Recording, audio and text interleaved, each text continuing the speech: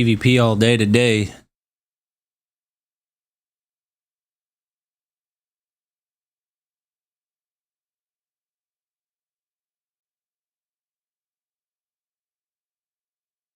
All day PvP.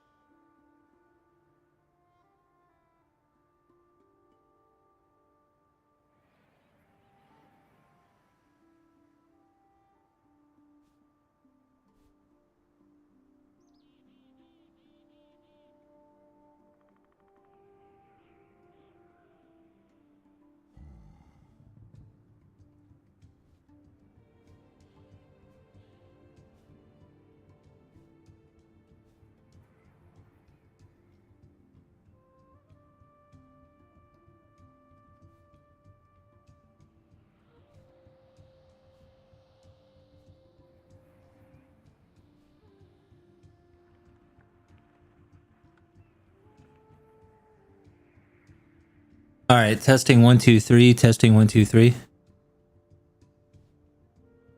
All right, testing 1 2 3, testing. All right, testing 1 2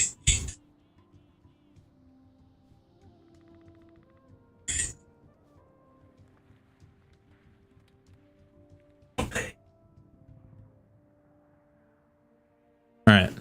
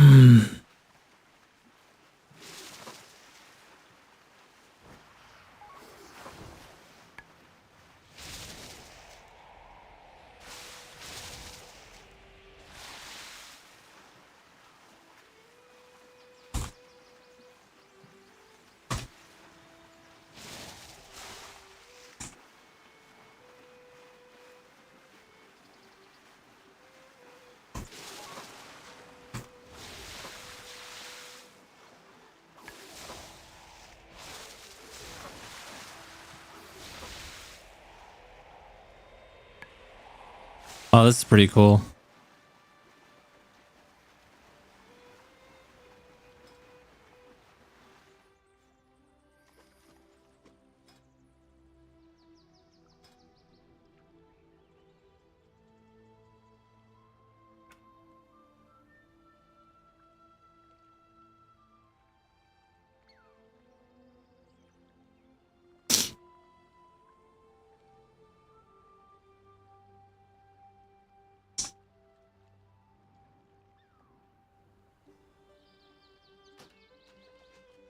A stranger here? Oh man, that's a huge upgrade.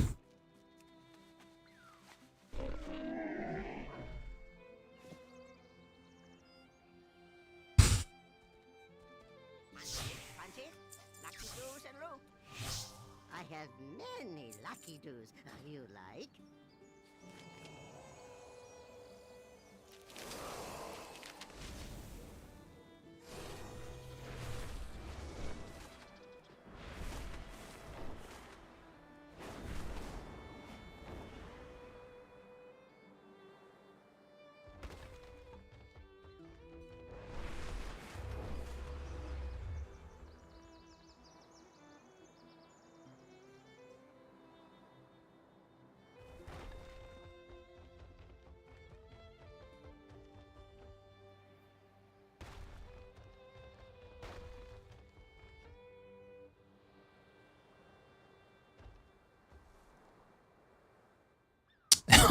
Got stuck on a tree, man.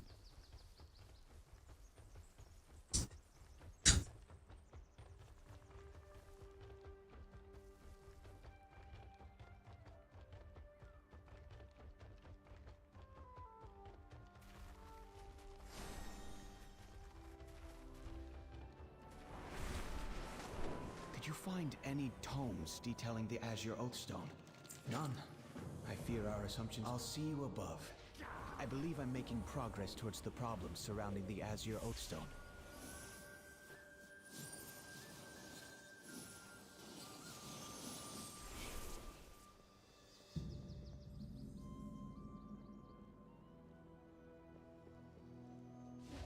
Welcome to the Azure Archives. Tread carefully. No one has been here for thousands of years.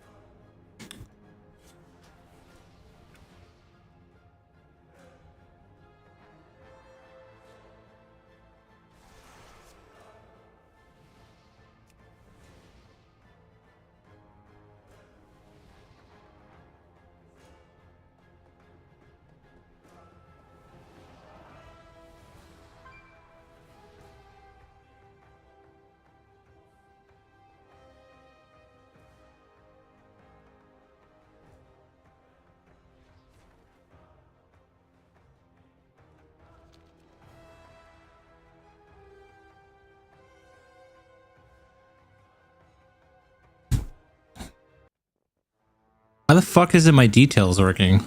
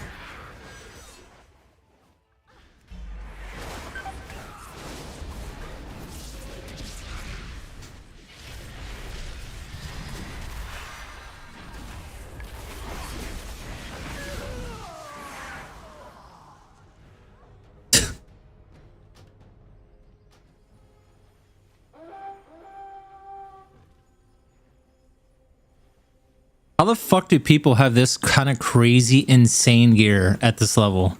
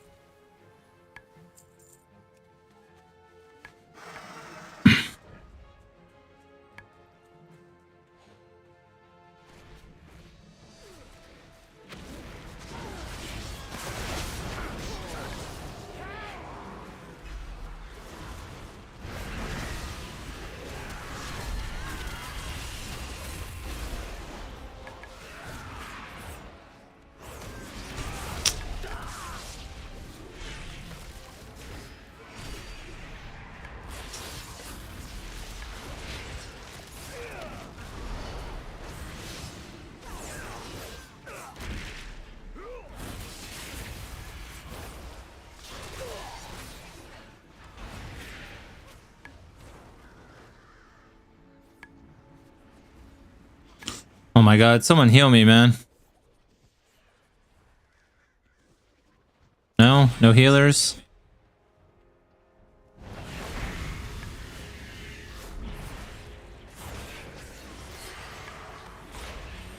Oh, I'm dead.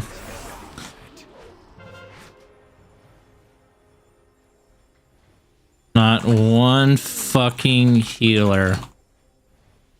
What a joke.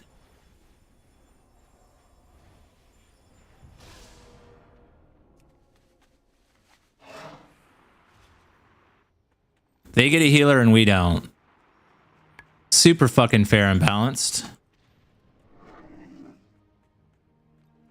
Great.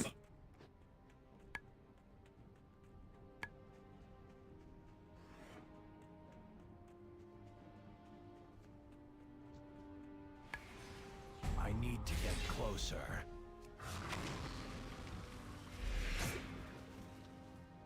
Why is this game so bad? What? Cool. Here comes the stun.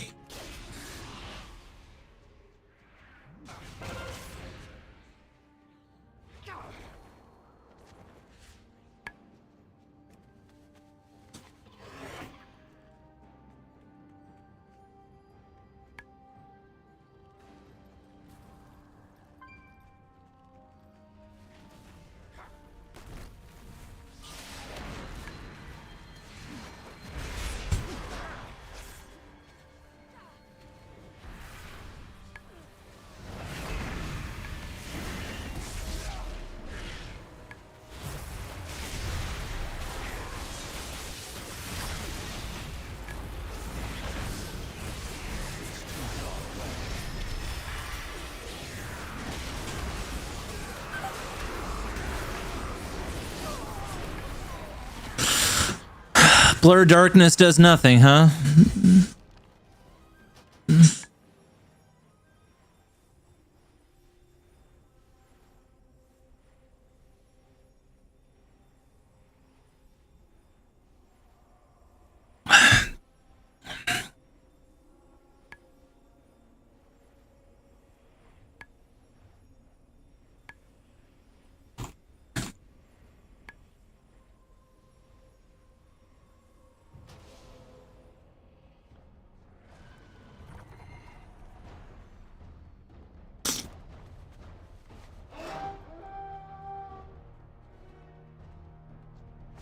I need to get closer.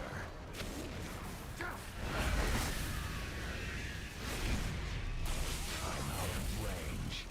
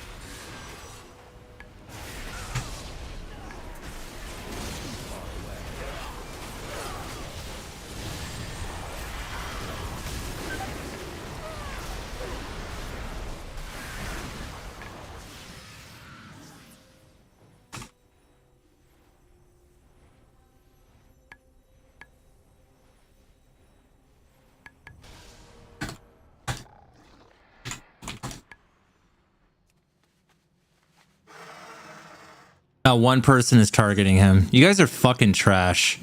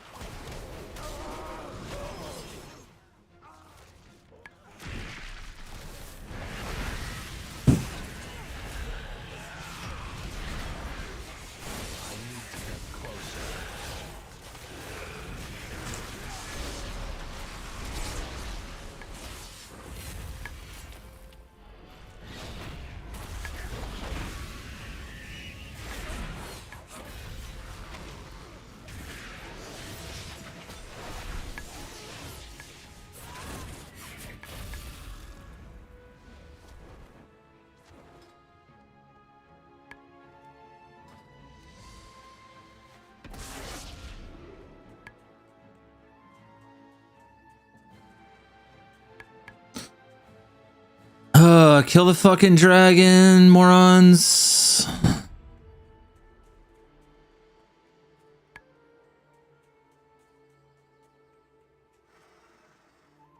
Wow, we actually...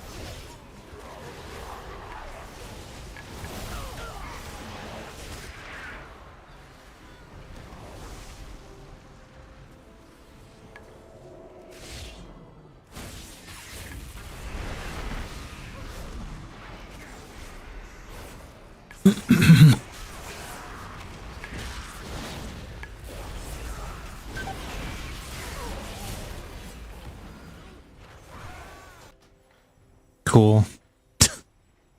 Just die in 2 seconds.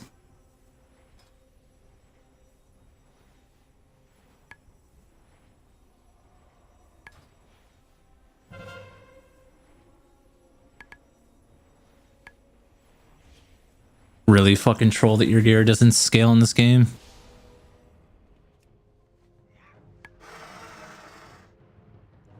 Your gear should 1000% scale if you're in low ranks. So twinking isn't a thing anymore, but it doesn't, so...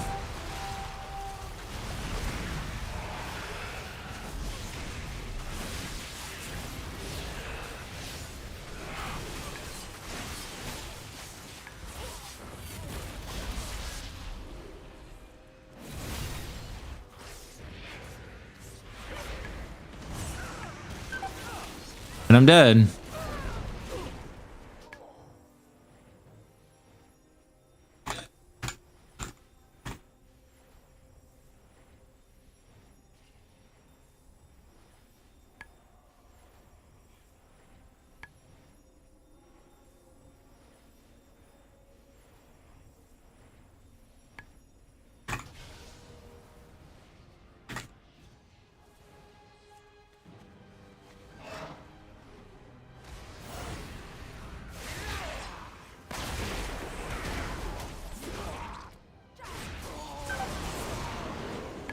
So many fucking idiots that play this game, man. It's actually fucking disgusting.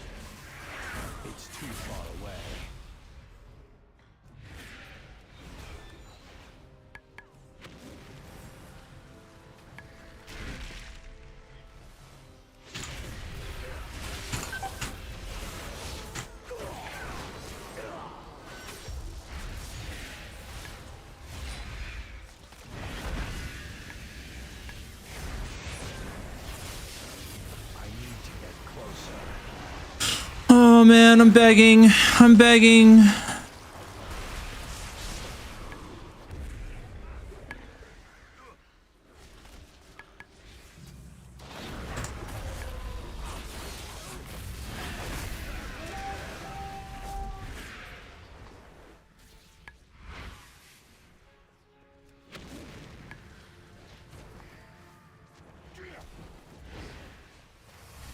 I'm out of range. I need to get closer.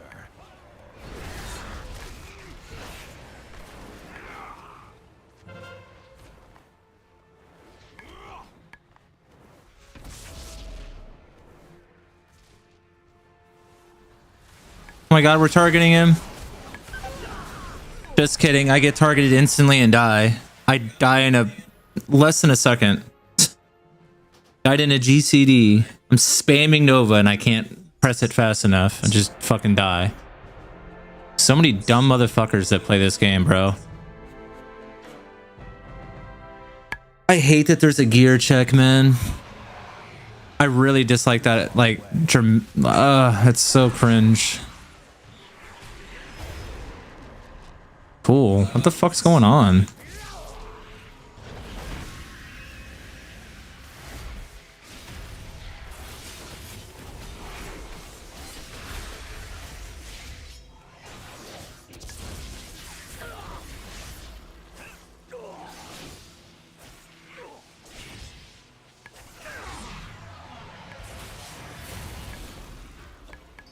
God, my gear is so fucking bad.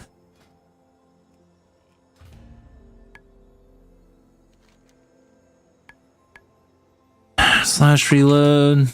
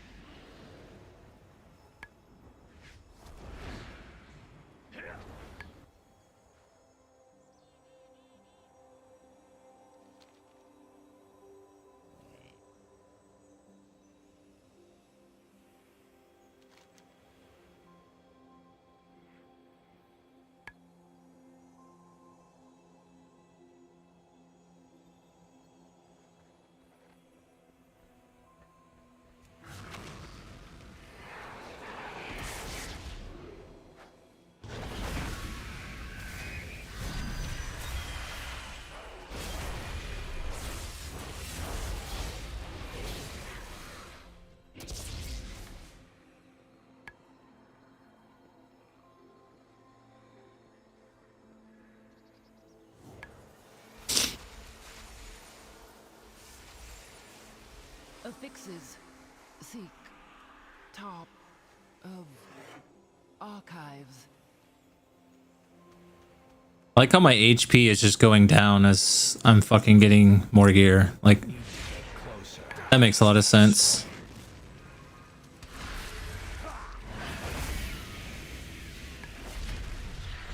I need to target something first.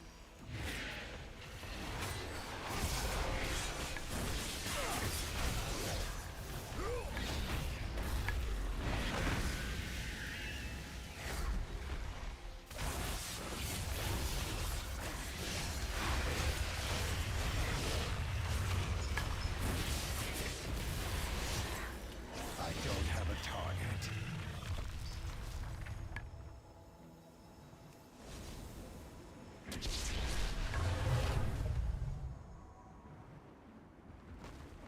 I stand with you. Well met, friend.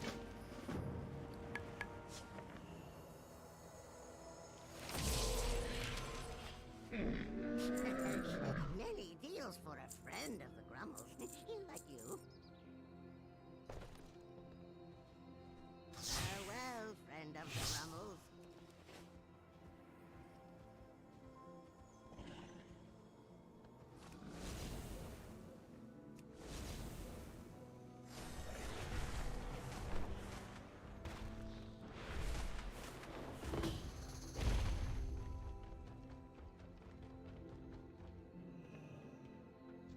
I'm out of range.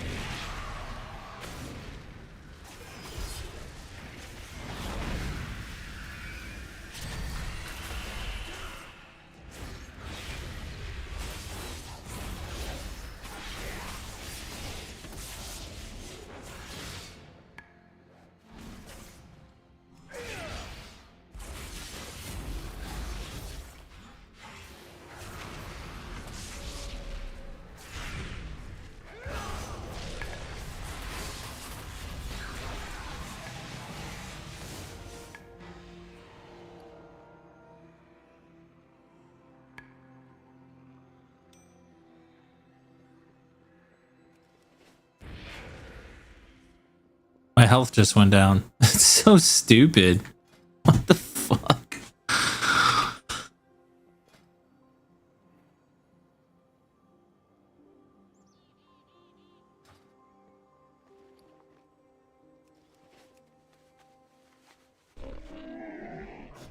I have many, many wares.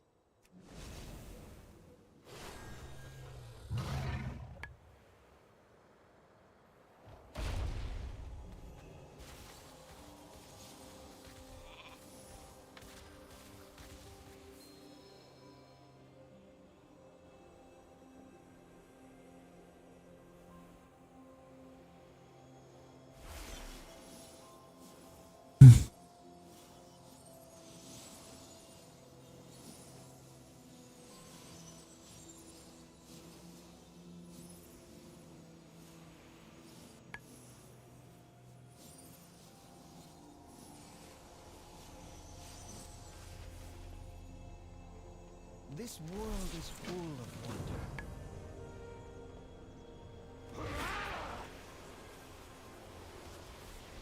Malagos, have you returned?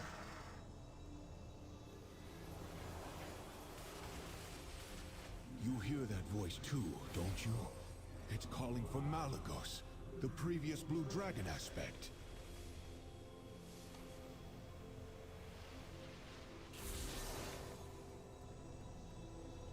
Oathstone is awaiting.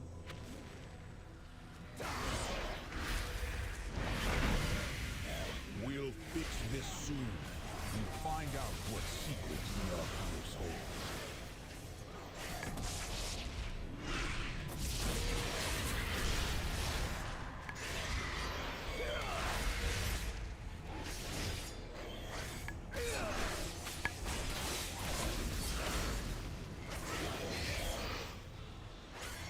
It's too far away.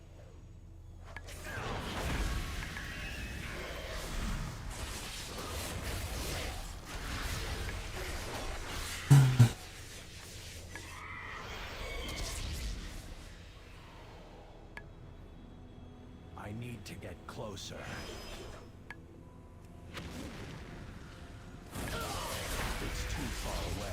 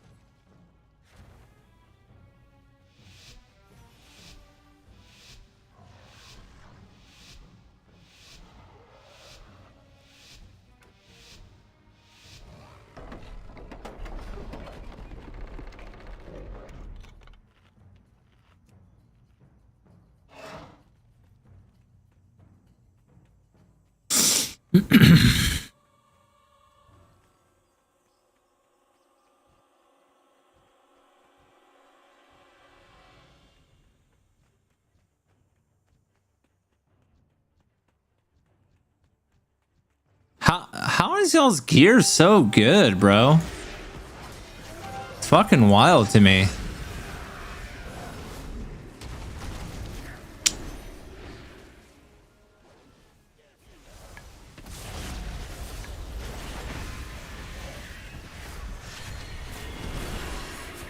need to target something first.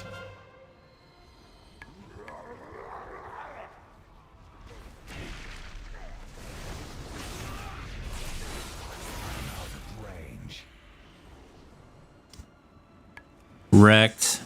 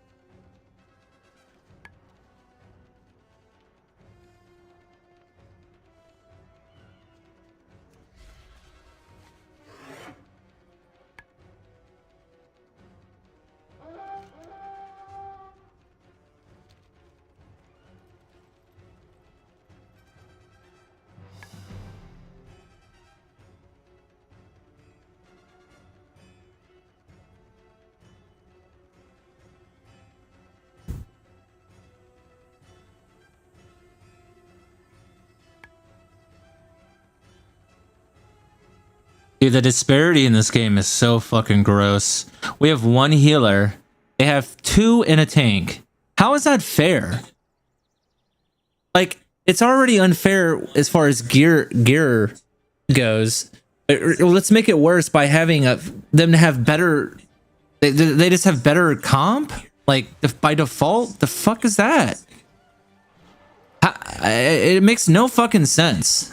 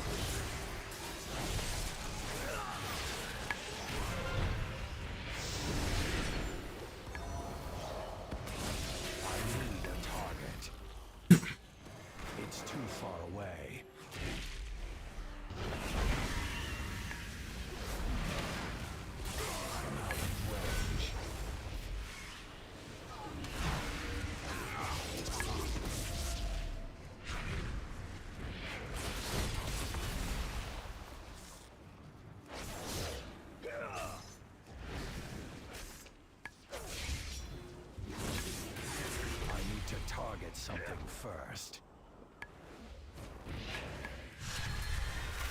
I need a target.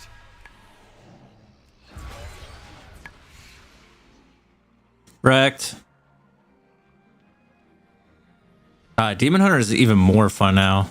I can't wait to get fucking gear.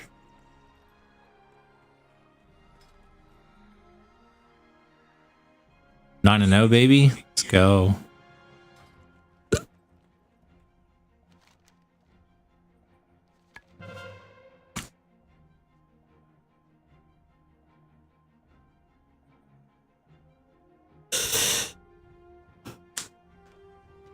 Ugh. 7 people targeting this guy. He's gonna melt. Look how slow he's going down. That's wild. 5 people, 6 people targeting him, 7 people targeting him. Disperse over. He should die. There it goes. Yeah. Holy fucking shit. 1 person targeting this guy. Yeah, kill the warlocks. Ooh, I don't know about this play.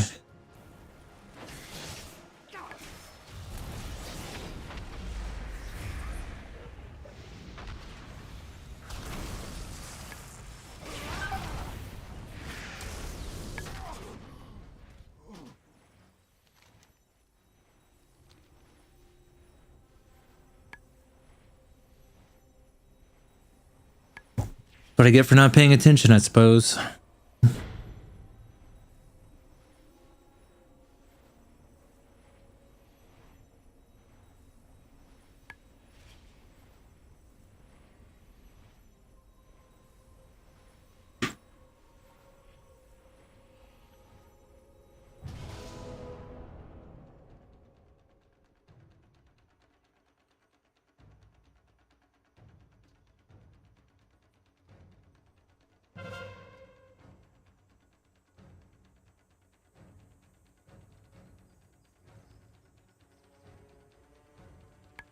Oh man, I have to take a shit. We need to hurry up.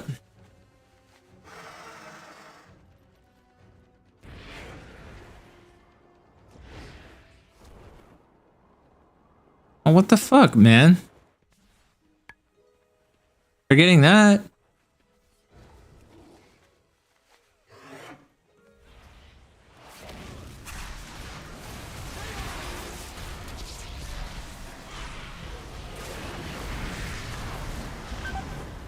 Cool. What a dope it built. Jesus fucking Christ, this video game, man.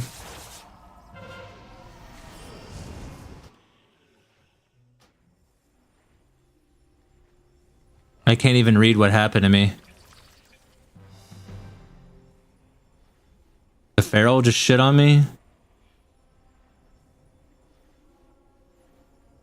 The fuck is Primal Wrath? Finishing move that deals instant damage and applies rip to all enemies within 8 yards? What?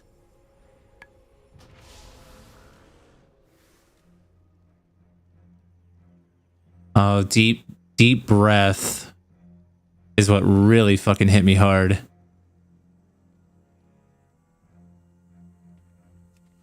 Okay. Did we lose yet? What is going on?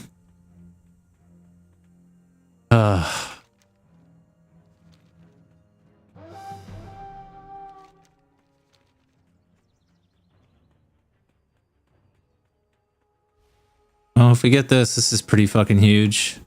We need to be targeting the fucking healer here is what we should be doing.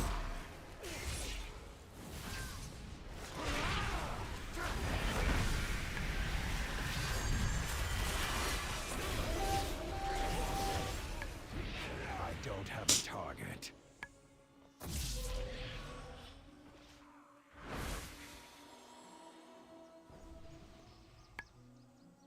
Cool. I'm in combat with air. My favorite. They're gonna push mid hard. They should. Or farm. Or they're gonna push mid or farm.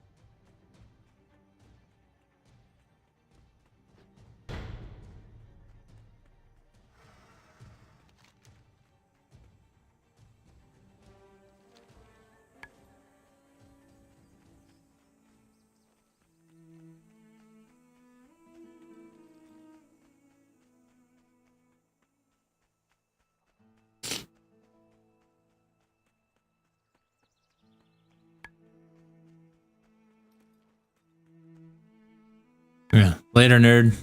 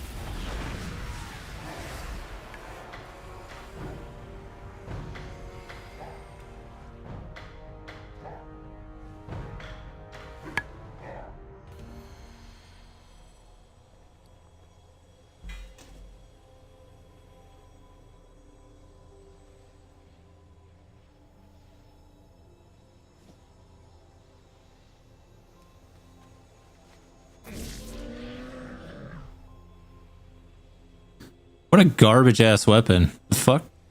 194. Many deals for a friend of the Grummles. Like you. Good fortune to all friends of the Grummles. May your feet find good trails.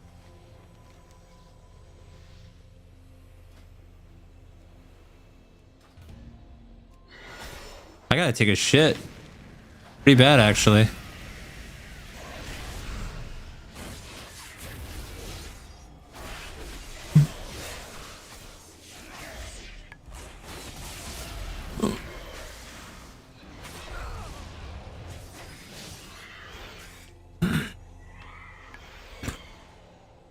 All right. Well, hopefully I don't die. If I die, oh well. I got shit.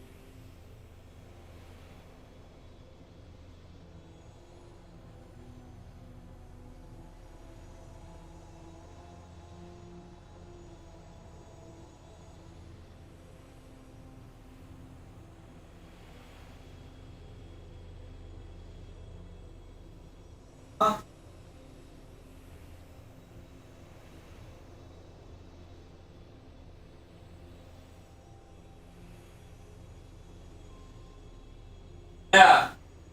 Roomba robot was running in the street.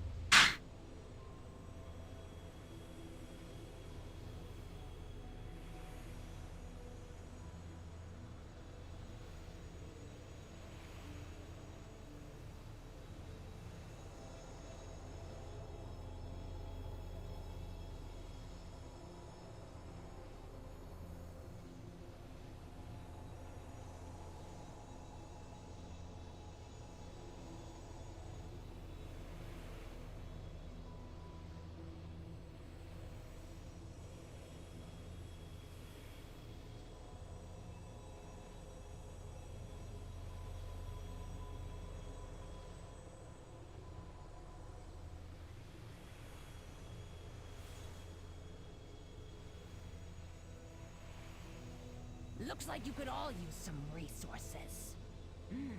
There's a saying for this. Survival of the fittest.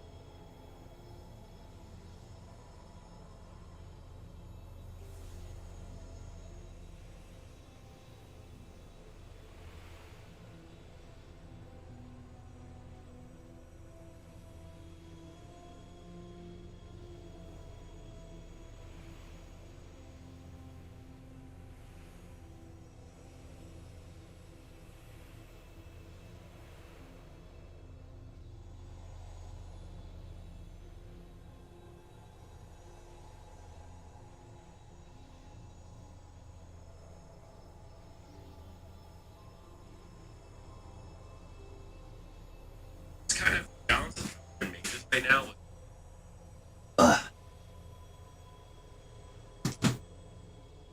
All right. Let's watch this YouTube video.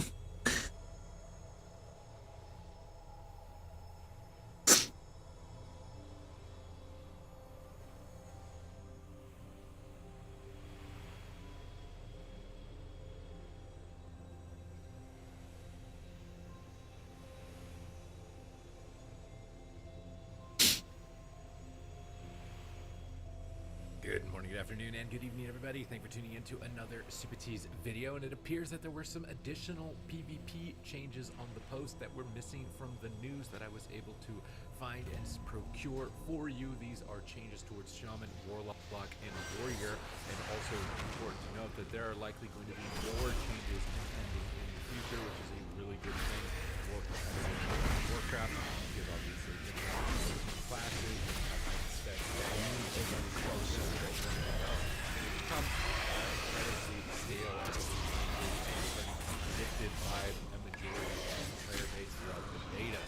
Right now, we have the biggest shuffle ever. You want to be making sure that you're staying on top of that shuffle to see where your specialization is picking up and resolving all of this. And do the subscribe button because I aim to be the best for you to be able to solve those problems.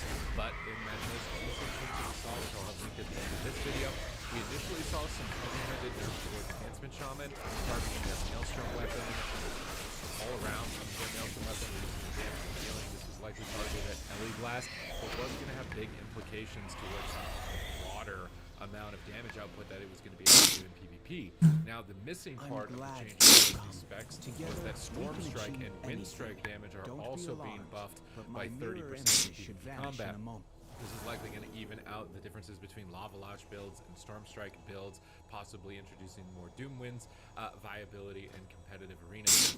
Their developer notes read, damage and healing from fully stacked Maelstrom weapons are higher than intended in PvP, so we're reducing the value of the associated talents. Separately, we'd like for Enhancement Shaman's sustained damage to be more well-rounded in PvP, so we're increasing Storm Strike's damage. This is exactly the direction that we want to see all of the classes going in PvP. I was watching some streams this morning of top-ranked PvPers. I was watching Chanimal, and you know, Chanimal's really obsessed with Wrath of the Lich King, but he's jumped down now onto Dragonflight, and he really likes how damage is not all suctioned into one cooldown window, and that feels like you're able to create pressure and kill windows and more opportunities throughout the match, which is exactly what we wanted. More spontaneity in PvP, so you can get a crowd control on a healer and then clutch out a kill on somebody without it feeling like, oh, I didn't have my cooldowns at this moment, so that cool crowd control I got is not doing anything now. So this is really good. Hopefully they keep an eye on it, because these were heavy-handed hits towards enhancements. Certainly not as heavy-handed as the Death Knight changes that I'll have linked at the end of this one, but definitely nice compensation here.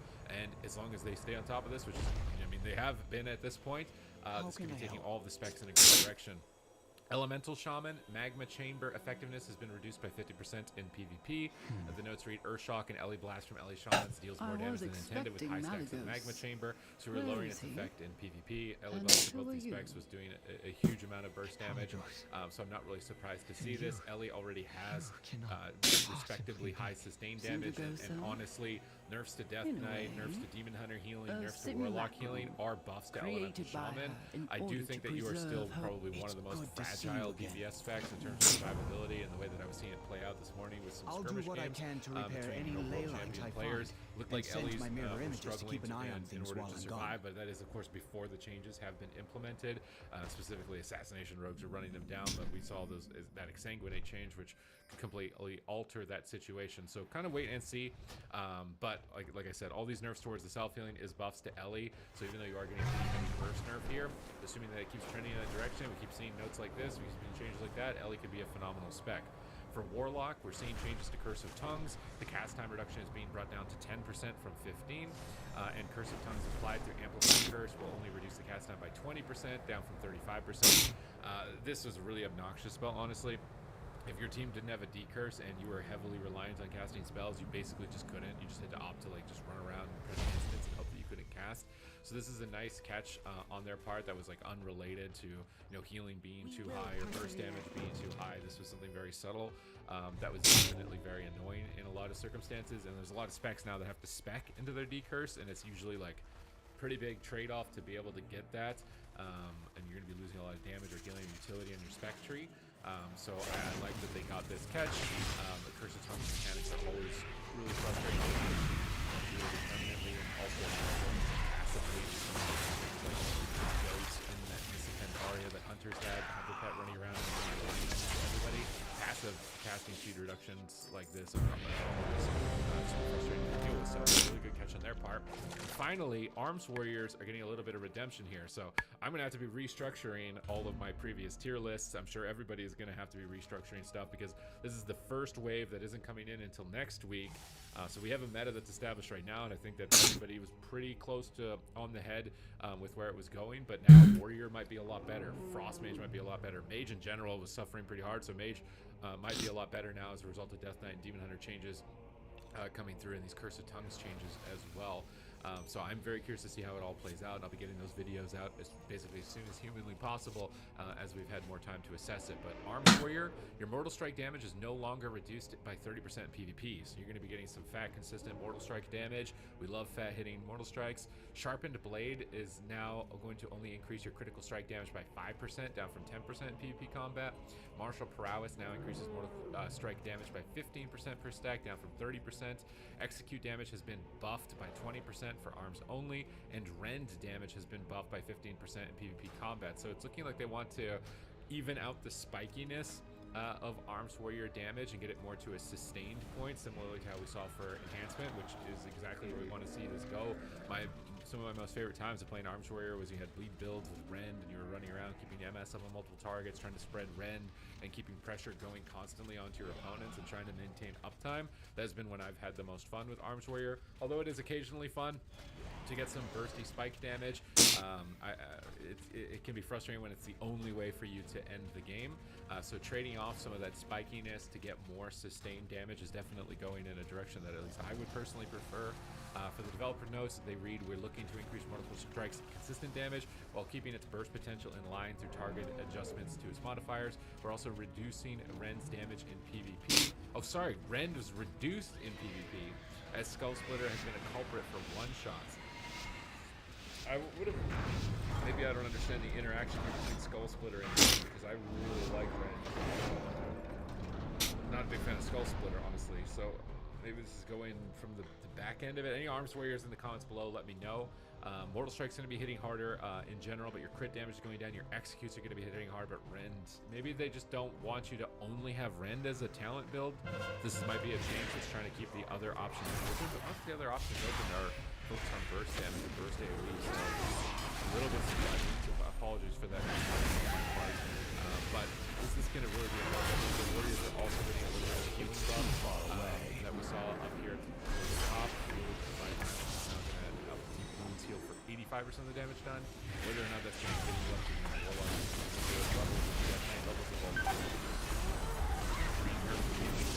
Death Knight levels, we'll have to wait and see. Now, one thing for Warrior, for Arms Warrior specifically, is that you probably are going to struggle in like a caster meta, you know, Frost Mage, Warlocks, damage and time effects pulling you around the map and making you dotted at all the time while you're slowed. So is that where we're going to be going? Is it going to be a meta where it's going to be only casters? This is the type of stuff that I'm starting to try and think of as we're moving forward to try and determine its place before we even started. Overall, I like the direction of most of these changes. I think the Death Knight ones may have been, you know, a bit heavy-handed. They're going to need to keep an eye on it just in case, and maybe there even was towards that level of status and maybe but it seems on paper almost a 50% chance that it could be very dangerous. I'll keep my eye on it. I'll keep you guys updated. Thank you very much for tuning into this video. I need to target something first.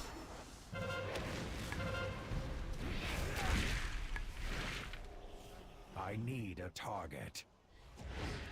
Is there any hope for bipartisanship going forward? Republicans are always down for it, so it's like as long as Republicans are down, like Democrats when they're in the losing seat. And you saw under Obama that Republicans have absolutely no desire to do bipartisanship. Even recently, when you saw that Jon Stewart had to go light up the Senate for that PACT Act to get passed, for the people that were inhaling the toxic fumes and shit, for that to finally pass the Senate, that McConnell has said over and over again that he's going to obstruct the government as much as possible. The fact that Democrats lost a literal Supreme Court pick to McConnell in the Senate. This idea that Republicans are the ones that Republicans wanted to play chicken with the debt ceiling with Democrats under Trump. I don't understand where we get this. Republicans are the ones wanting to do bipartisanship. That's insane to me. Okay, before we start. But I will bet you $10,000 that I can find 100 times more. For every one statement by Hillary Clinton, I can find 100 statements by Trump saying that the election was actually stolen.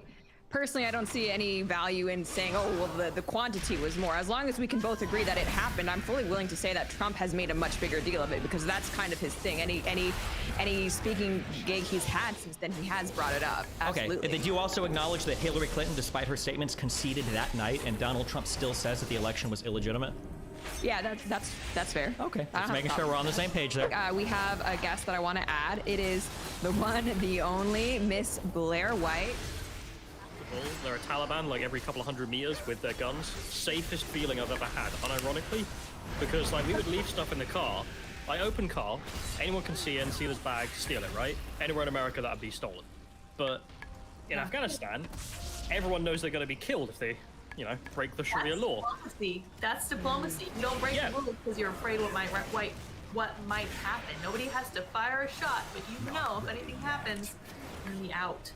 So it's the thing. Remember when I said a while ago, and there were even some conservatives that like said, no, you're wrong, that there are kind of this, the very new age, cutting edge conservative is actually looking at some of the cultures that they were degenerate and are going, oh my God, actually, hold on.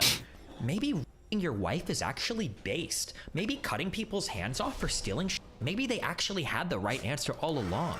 Maybe not having phones and technology, maybe that's actually really good. Like a lot of these like very new age conservatives are like aiming in that direction. Like I've heard Fuentes speak to it a little bit, and you just heard it here, right? Yeah. Like in America, Biden's a Democrat. In Afghanistan, he's a free and open Republican who has armed the population, and now it's a very polite society as a result. Yeah. I guess that's good, right? This is a bit of a silly question, but Morton Chen wrote this question down. Very naive, Lauren, we love you, but she said, is there any hope for bipartisanship going forward? What do you guys think? Yes. Yeah. I think so too. Republicans are always down for it, so it's like as long as Republicans are down, like Democrats, when they're in the losing seat, of course they're gonna do anything that helps them look good for the next election. If Republicans, I guess, were more like Democrats, they would say go F yourself, but they don't do that. I think. By the way, the video was thrown right then and there. If you could see the MSNBC guy gasping, because with 60% of Miami-Dade in, Republicans are up 5 or 7. Actually, 7. Oh my. That's 70% Hispanic County. That's insane. I'm saying when I'm allowed to join this. Hold on. I'm sorry, I'm already so triggered. And even beyond that, it's just it's not like it's really rural. It's not super suburban. It's a, city area. Like the Miami, like suburbs are like basically like not suburbs at all. Okay, so this is kind of a funny question, but obviously almost everyone that's come on this live stream and everyone on Twitter is saying they're rigging this. Look at all of the ballot boxes that aren't working or the machines that aren't working. All of this shenanigans going on in the background. Is this going to be embarrassing for Republicans and right-wing commentators if there actually is a red wave, or will it just kind of be like, oh, they weren't able to rig it enough? It'll probably be the latter. To be honest, I'm not entirely convinced by like, one thing goes wrong and everyone says, okay, well, that's completely rigged, right? It's like, well, sometimes yes, but to be honest, as we mentioned earlier, like, the United States election infrastructure seems to be such a shit show of just, like, nothing fucking works. Like, your fucking voting machine, why have you got voting machines? Just do it on paper. Like, they clearly don't work. Like, everything keeps breaking.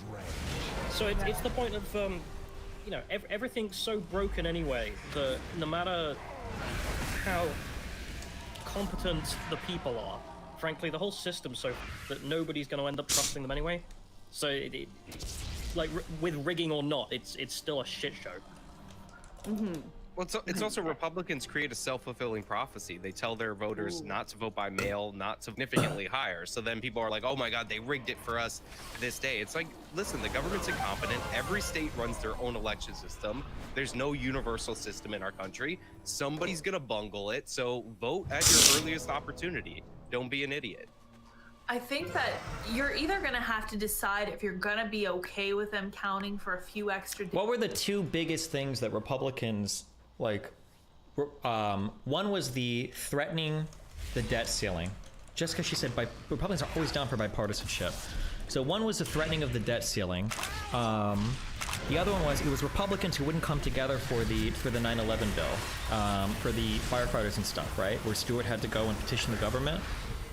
Christina King will tell you from VFW. She sat in an office with Mitch McConnell and a war veteran from Kentucky, and he looked that man in the eyes and he said, we'll get it done. You lied to him. Because Mitch McConnell yesterday flipped. Hold on, what was Garland's quote? Garland, Obama, not passing. I think Garland literally, didn't he explicitly say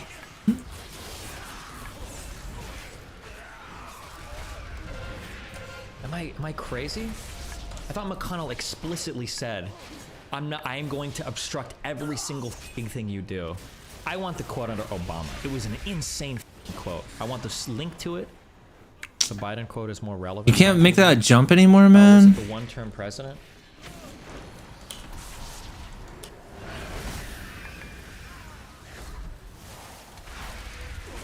And it was in the McConnell quote. Thank you. After election day, because that's what you get when you have a bunch of absentee ballots. You have a bunch of mail-in voting. They have to count for longer. It just takes longer. So I think you need to either pick your poison. You can either tell everyone to go on election day and trust that everything will go smoothly, which is not something that I trust at all, because even state governments are incredibly incompetent and they mess stuff up like they did in Maricopa County earlier today. By 10 a.m. my time, they were already having all these issues with these machines. And I was like, this does not bode well. But I think that if you are going to tell people to send in mail-in ballots and do the absentee ballots, you have to be okay with them waiting, which then opens up a whole different, can of worms when it comes to are they rigging it? Are they like doing sneaky things with the absentee ballots? I don't know. It's kind of 6 of one, half dozen of another. Neither one's great, but. So I put a link in the chat. I know we can't get it up, but just I graphed back when 2020 happened the share of postal votes that made up the vote. So for example, in 1996, of the votes. Waiting for Lauren Tran to email me back to see if I'm allowed to join early. Small minority. All right. Well, hello. It's been a minute, Steven. Welcome. He doesn't look happy. I just heard a lot of interesting stuff being talked about in here. Just a lot of. Yeah, you gotta get in here. Yeah, I just wanted to pick your guys' brains on a lot of the really fascinating things going on in here. What are you feeling so far about the elections? Everything you're seeing on Twitter. Oh wait, you're not on Twitter. Oh no. Oh no. Don't worry. If you impersonate Daddy Elon, you're gonna be kicked off Twitter pretty soon too. Be careful there. Your freedom of speech god seems like he's gotten pretty irritated at some of the people on Twitter there. But aren't you gonna get your account back because of him? Oh, I don't think so. That's cute. You think that though. Why'd you get banned? I don't remember. Honestly, at this point, I don't know. All my accounts get banned for ban evasion. I got banned like 6 or 7 years ago, I think. Maybe 5 or 6 years ago. Oh, so you're like living a good life without Twitter. That sounds great. None of us on the internet live a good life. What is this I hear about Republicans being more willing to work together on legislation? That was a really interesting comment.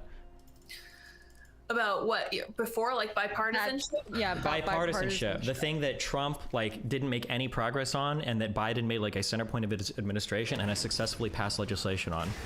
I'm so curious where that comment came from because it.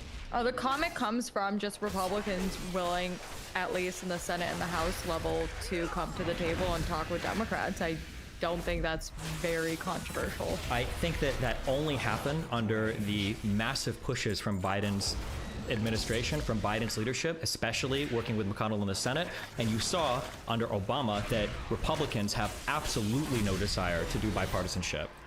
And then even recently, when you saw that Jon Stewart had to go light up the Senate for that PACT Act to get passed, for the people that were inhaling the toxic fumes and shit, for that to finally pass the Senate, that McConnell has said over and over again that he's going to obstruct the government as much as possible. The fact that Democrats lost a literal Supreme Court pick to McConnell in the Senate. This idea that Republicans are the ones that Republicans wanted to play chicken with the debt ceiling with Democrats. I don't understand where we get this. Republicans are the ones wanting to do bipartisanship. That's insane to me. Okay, before we start leftist meme posting and ranting here for an hour, just to be clear, it's not leftist meme posting. Republicans have no desire for bipartisanship. They'll play chicken with our democracy as much as possible. I just want to make sure we got that out there before we say random shit. You can debate Lydia and Marie on that in a minute here, but I do want to ask, before we jump into everything, what are your predictions for the results? I think the polling in the betting markets I've seen has said that the Senate is almost for sure going to flip. I think the House is more of a toss-up, but... No, the Senate's more of the toss-up. House is more for sure gonna go Republican. Oh, it might have been that. Senate is like where it could be really on razor edge because Kamala Harris has the deciding vote at the end of the day. If the Republicans can only get 50-51, they're kind of like in not a different situation than right now. And from a leftist progressive perspective, if things do flip red, let's say the red wave happens as many are predicting, what would you say are the central reasons for that? I think the economy is probably the big one on people's minds right now. And I think people are probably pretty unhappy about the economic stuff that's happened over, especially like the last 6 months. What happened the last 6 months in your view? Inflation has been a huge one. Like, I think gas prices and cost of groceries and stuff, like, these are the things that Americans have hand-to-hand interaction with, like, as much as, more than, like, any other type of, like, international politics and anything. I think that Biden took a huge hit in the polls when the Afghanistan stuff happened as well. So, for as little as Americans care about foreign politics, that was probably one for them. But, yeah, I would say that probably... Not good optics on that one for sure. Not good optics, but he did get us out, which was more than I can say for Daddy Trump. Thank fuck God. Yeah. Do you think that the Inflation Reduction Act actually reduced any inflation? Was that just the name? What's going on there? I mean, the goal is to reduce inflation, but I mean, like, the entire world is facing inflation right now. I don't know how much power we have via legislation, waiting for interest rates to rise in the Fed to see what happens, but... But do you think also most countries in the world did similar things during COVID? Like, didn't they all pursue very similar monetary policy? Maybe that's why they're facing similar consequences, because in the 08-09 issue, like, Canada didn't face what the US faced because they didn't actually engage in the same monetary policy and the same financial tools that were going on.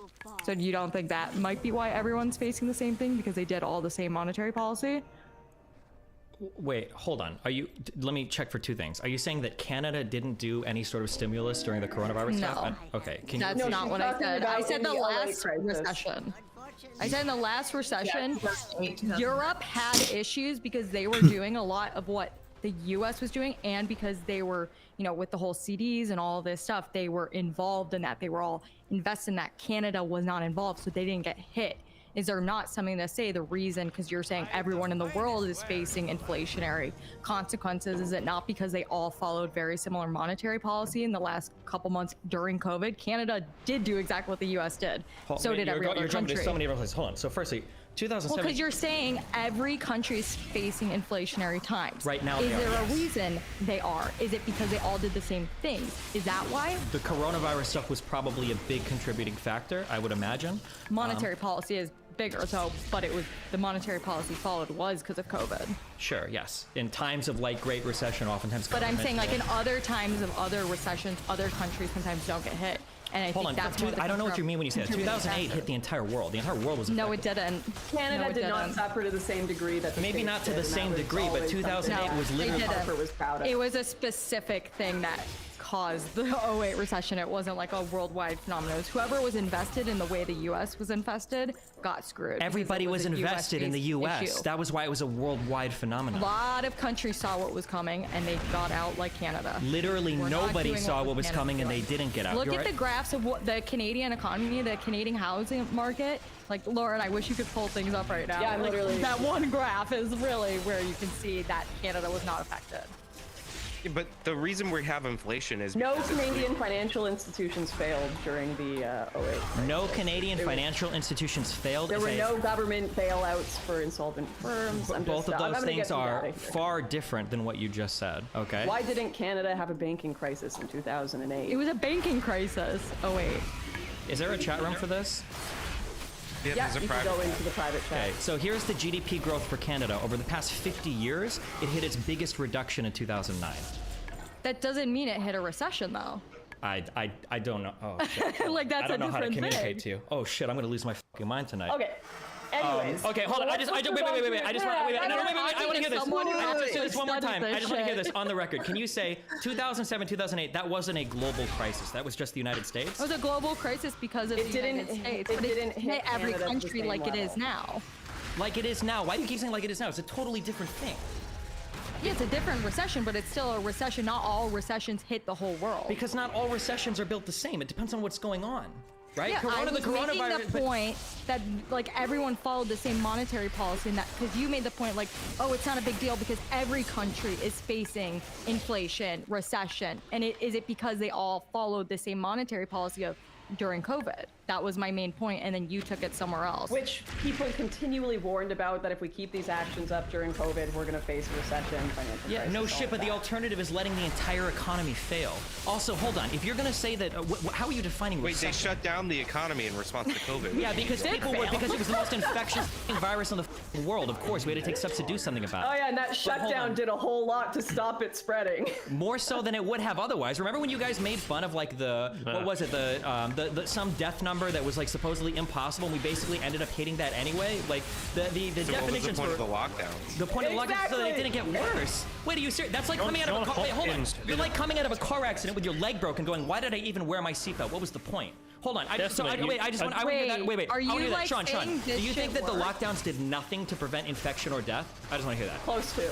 Okay, John Lauren Hopkins thinks that. I know University that Lauren's says the they did dog when it comes to anything having to do with medicine. Sean, do you think that? I want to hear. Sean, I respect your opinion. I think if you look at the top line projections early on in the virus for deaths in the United States of America, we hit that and destroyed our economy. Okay, so I want to hear you say clearly. Do you think that the lockdowns, none of that had any impact whatsoever? Maybe on they it? distributed some of the deaths and infections, which originally was the goal for 14 days, but I don't think it reduced any deaths significantly.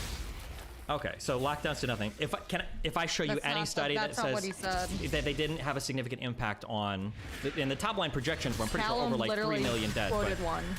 John Hopkins. Callum. The only you major guys one quote that's been done, it's the John Hopkins Institute for Applied Economics, blah, blah, blah, blah. They're the only one that have done a significant one on lockdowns, and their conclusion was not significant impact. But regardless of whether or not the lockdowns were effective, the reason we had inflation is because we shut down the productive capacity of the economy, then we printed and spent a bunch of money juicing demand, and too much dollars chasing too few goods is what causes inflation.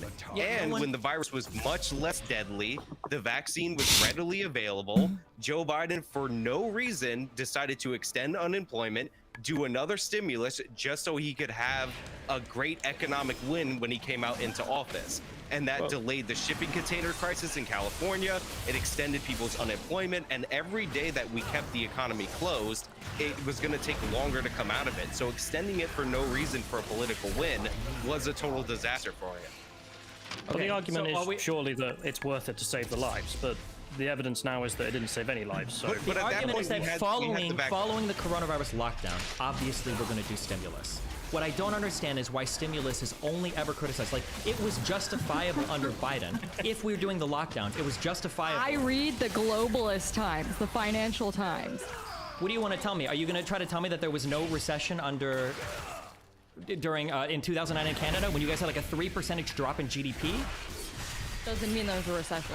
What do you think a recession is? I'm sorry. Holy Well, shit. I remember last I want to time hear you tell me what a recession is. Like, I was on a panel with you, and you said we weren't even in a recession. Because you said, "Oh, there's not enough people losing their jobs for a recession." Could you acknowledge how you're There's a pivoting few away? You're the definitions pivot of a master. It's recession. like the WNBA in You here. said Holy shit! there I thought you was guys hated no women's sports. definition. Oh my god. WNBA can't pivot. Okay, gotcha. Well, you said there Claire, was she no could definition obviously. Okay, of but a that's great. recession. You pulled 2007, up 2008. That wasn't a global Wikipedia. crisis. That was just some In shit that we saw in 2007, Hollywood. 2008. Okay, No, gotcha. it was a global crisis, but what Marie is saying is it was primarily created by the U.S. and their financial was created by decisions. the And US. it did affect Canada, but to a much milder extent than it affected America. Of course, because it was in the United States, but it was a worldwide recession because a lot It of was people whoever was invested. involved in the investments that the U.S. was doing, like swaps and all of this, CDs, all of this shit they were doing, got affected. Some countries did not do these risk profiles. They would not engage in such risky assets. They didn't do that. So countries that didn't do this didn't have these issues as much. Cool. There was a rippling effect when the largest economy in the wow. world is like so screwed. The whole financial system Jesus collapsed, Christ. basically. So of course, in that regard, Cool. there's gonna be a ripple effect. But they weren't seeing Cool. anything like Oh, people God. weren't losing their houses like they were. Oh in the wow, US. super This just cool. was not Sure, a they thing. weren't Super losing their cool. houses All the because warlocks are broken, so we're dead. First of all, hold on. Are you sure you didn't lose any jobs?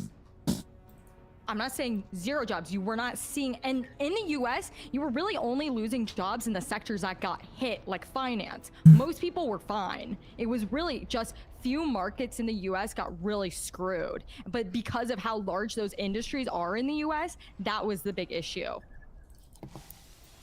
Okay, I don't know how many jobs is a lot or not a lot. Like private it's equity got screwed. So I see like net Those loss of people got 400,000 jobs since October of 2008. There's 2009 unemployment in Canada.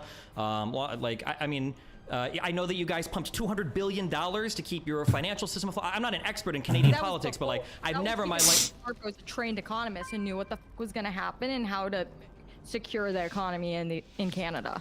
That was, and they were not sorry. involving themselves in those. This was your. I think this was like your 2009 budget. That was before. Are they time travelers from the past, or what do you mean by that? What do you mean? You Just don't think the writing was on the wall of what was In going on? 2009, the writing wasn't on the wall. The history books were already being written. What are you talking about?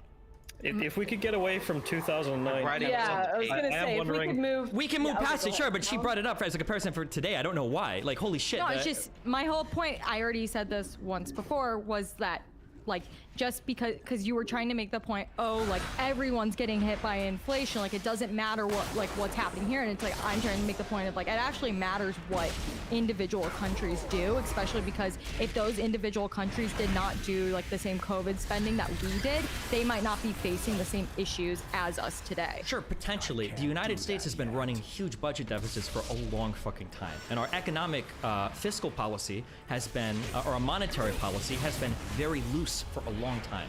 So I guess it's just a little bit frustrating that Trump engaged in the biggest deficit spending in US history with historically low interest rates and then did a massive tax cut while his markets were already growing 20 to 25% every year, but nobody wanted to talk about putting the brakes on the market then. But now all of a sudden, inflation is a really big deal. Now all of a sudden, pumping money into the market is a really big deal. So the hypocrisy there is a little bit wild to me. Too much money. Sure, Trump but you guys will say that now, but you'll still defend Trump and think that Trump would have done. I said it. No, oh No, god, no one here is defending that. no one here would defend Trump. Of course not. When Only on your Trump- Twitters and only when there's not somebody in the left president. Oh god. When Trump was doing that Oh, spending, God. I called it out. Yeah, I'm I sure don't- you did. don't know I'm my sure you history. did, of course. I did. No, I was have a very video much on my against channel it. from. Oh man. I have a video on my channel from 2017, his first like full year in office, right at the end, where I was like, the biggest problem is that he's spending too much money and running a deficit. I'm like, what if there's a giant crisis and then they're gonna argue that they need to spend money and it's already super elevated? But yeah, obviously, I believe Sean. lockdowns Sean's the only while- one here that I believe on that. I believe you would say that. But obviously, lockdowns while Trump was president plus spending did cause inflation. Again, you juice demand and then you slow down production. But and by the way, we should have come out of the lockdowns earlier under the Trump administration, because every day we spent locked down made it harder to get out of the lockdown. Every day that shipping containers piled up in the port of Los Angeles meant it was going to take way longer to get those shipping containers filled up and back out.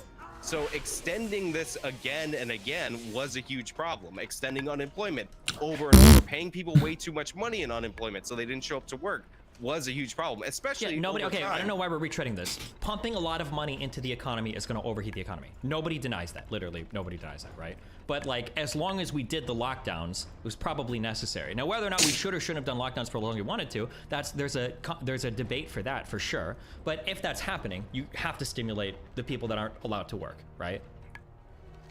Why aren't they Yeah, allowed but to work? again, it's going to create inflationary pressure, obviously. Sure. And if you pay people more money than they would make at work, Wait, then why they're are you going to just stay repeating home. the same? I feel like I'm on a panel with bots. Do you want to repeat it But again? I'm- Like, if you give a lot of No, money, no, it's you- going to you said- create no, no, you an said- upward no, no, pressure on you- price. Yeah, I agree, of No, no, course. If you give said people a you lot have of to- money and they're you not said you have working, to you're causing help the inflation. Yeah. people- You said you have to help the people that don't go to work, right? Because they can't go to work because there's a lockdown.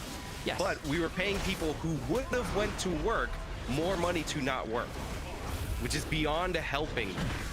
Yeah, I don't disagree. We did a lot of stimulus. Some states ended UI early to see if it would boost labor force participation. I don't think that ended up helping. But yeah, there are good arguments to be made that some of the lockdown should have ended earlier, or some of the stimulus was maybe too much. I think the United States, I think it was only Japan that gave as much money in stimulus as the US did per capita. Like, yeah, we give a lot of fucking stimulus. Panification of the world. And there's didn't other give it, problems you outside of printed our it. control, like China's zero COVID policy, where they shut down giant cities that produce a ton of goods. Like, that didn't help the supply chain issues either. And right now they're locking down again, and supply chain issues may present themselves again. They have to pay people in these Chinese factories today. They're offering them 3 times their pay if they'll sleep in the factory because they have to be on lockdown. That's how like fucking crazy it's getting in China again. I was wondering, Destiny, if this is a red wave tonight, what your opinion is on whether or not Joe Biden should stand in the next presidential election? I think he has to. I think the incumbent advantage is too great to throw away. I think he has to, regardless. Even if he's in a wheelchair and in coma, like, it's just have there been, like, Sean would probably know this. Haven't there only been like 1 or 2 times in U.S. history where the incumbent doesn't run again? Isn't that incredibly rare for a president? Yeah, it's pretty rare. He definitely should stay. He has a good chance of winning, especially if he runs against Trump. Like, we all look at Joe Biden not being able to talk, and we laugh at it over and over again, but your average person remembers Joe Biden as like Obama's vice president. And they don't see eating the ice- tapes that we see. Like literally, when I was in high school, like everyone was like, Joe Biden's so cute. He eats ice cream, and I'm like, wait, what? That's like your political opinion here? And like, but that is. There was like memes all over the place of it. And Joe Biden's not a terrible, like he's under terrible circumstances for a president. Definitely a losing bid for a second term, but he's still not a terrible candidate. And who else are the Democrats gonna run? Pete Buttigieg, Kamala Harris, like who's on deck? I mean, people have talked about Newsom, and there are a couple other names that have been tossed out. But like, I mean, like you said, I mean, if Biden is already president, throwing away your incumbent advantage, unless something catastrophic happens, I think it's just silly. I think to risk it. Yeah. Newsom will get the women vote for sure, like more than any female candidate, because he looks like a serial killer, and women love true crime. So true. Good point. Speaking of crime, I did want to bring this back to crime since this has been one of the biggest debates in places like New York. That's one of their main issues. Definitely places like Los Angeles, where you're having even lefty celebrities say, you know what, the Democrats have been a disaster. The Young Turks are saying it. Anna Kasparian just did a huge article on how crime is out of control and we need to stop gaslighting people on the issues with crime that are being pushed by the Democrats. A lot of these issues anyways, even leftists are attributing it to Democrat policies. Stephen, how much do you think crime is going to be a voting issue this election? I still feel like the economy is a bigger factor for most Americans. I feel like crime is probably going to be most felt in blue places where people. Cool, bro. You just out heal my damage. This game is actually fucking retarded. Pulling data. Also, I don't know if the bad crime policy is more of a Democrat problem or if that's more of like a progressive problem. Like I know there have been like a couple of really big progressive DAs. I think it happened in San Francisco. They got kicked out because they were doing like weird shit with like trying to be way more lenient on offenders. But I don't know if that is like the position of the entire Democratic Party versus like progressives have been very big on that anti-crime stuff. But I think that's Democrats used to be extremely anti-crime. Some of Biden's policies were pretty harsh too. But they definitely. What do you mean Biden's policies were anti? That was when the entire United States was in the biggest crime wave that it had ever felt in the history in the early 90s. Yeah. Yeah, no, the Democrats used to be more. Yeah, the best based Joe Biden for sure. Do you think that New York is going to potentially go Republican? With what's his name? The Legend of Zeldin. The Legend of Zeldin. Do you think Zeldin could win, Steven? I'm gonna go with the big. I'm gonna go with a absolutely no on that one. The guy's down like 8 points in the polls, but hey, who knows? I'm gonna go with a yes. I bet money on Zeldin. If he wins, that's gonna be a big payday. Yeah. If he loses, I'll lose $600. Who can beat those odds? And yeah, no, he has a chance because if you look at New York City voter turnout, it's pretty low in comparison to last go around. If you look at the groups that he's getting endorsements from, Jewish groups, other like Asian groups are endorsing him, and this is because like these are the people who keep getting assaulted and have their perpetrators released automatically. And I said it before and I'll say it again, New York City's not like other cities, and New York State's not like other blue states. Unlike those cities, you can't go to the burbs. You have to take the subway with these people. You have to walk the streets with these people. There's a reason they elected Giuliani twice and then Bloomberg twice. And that's in New York City, the most liberal part of it. So Zeldin definitely does have a chance, and hopefully I win some money and get a good governor. There you go. Good luck. Also, Hochul is in total denial about the crime issue. She won't change bail reform in any significant way, and she's running her whole campaign on Trump is bad.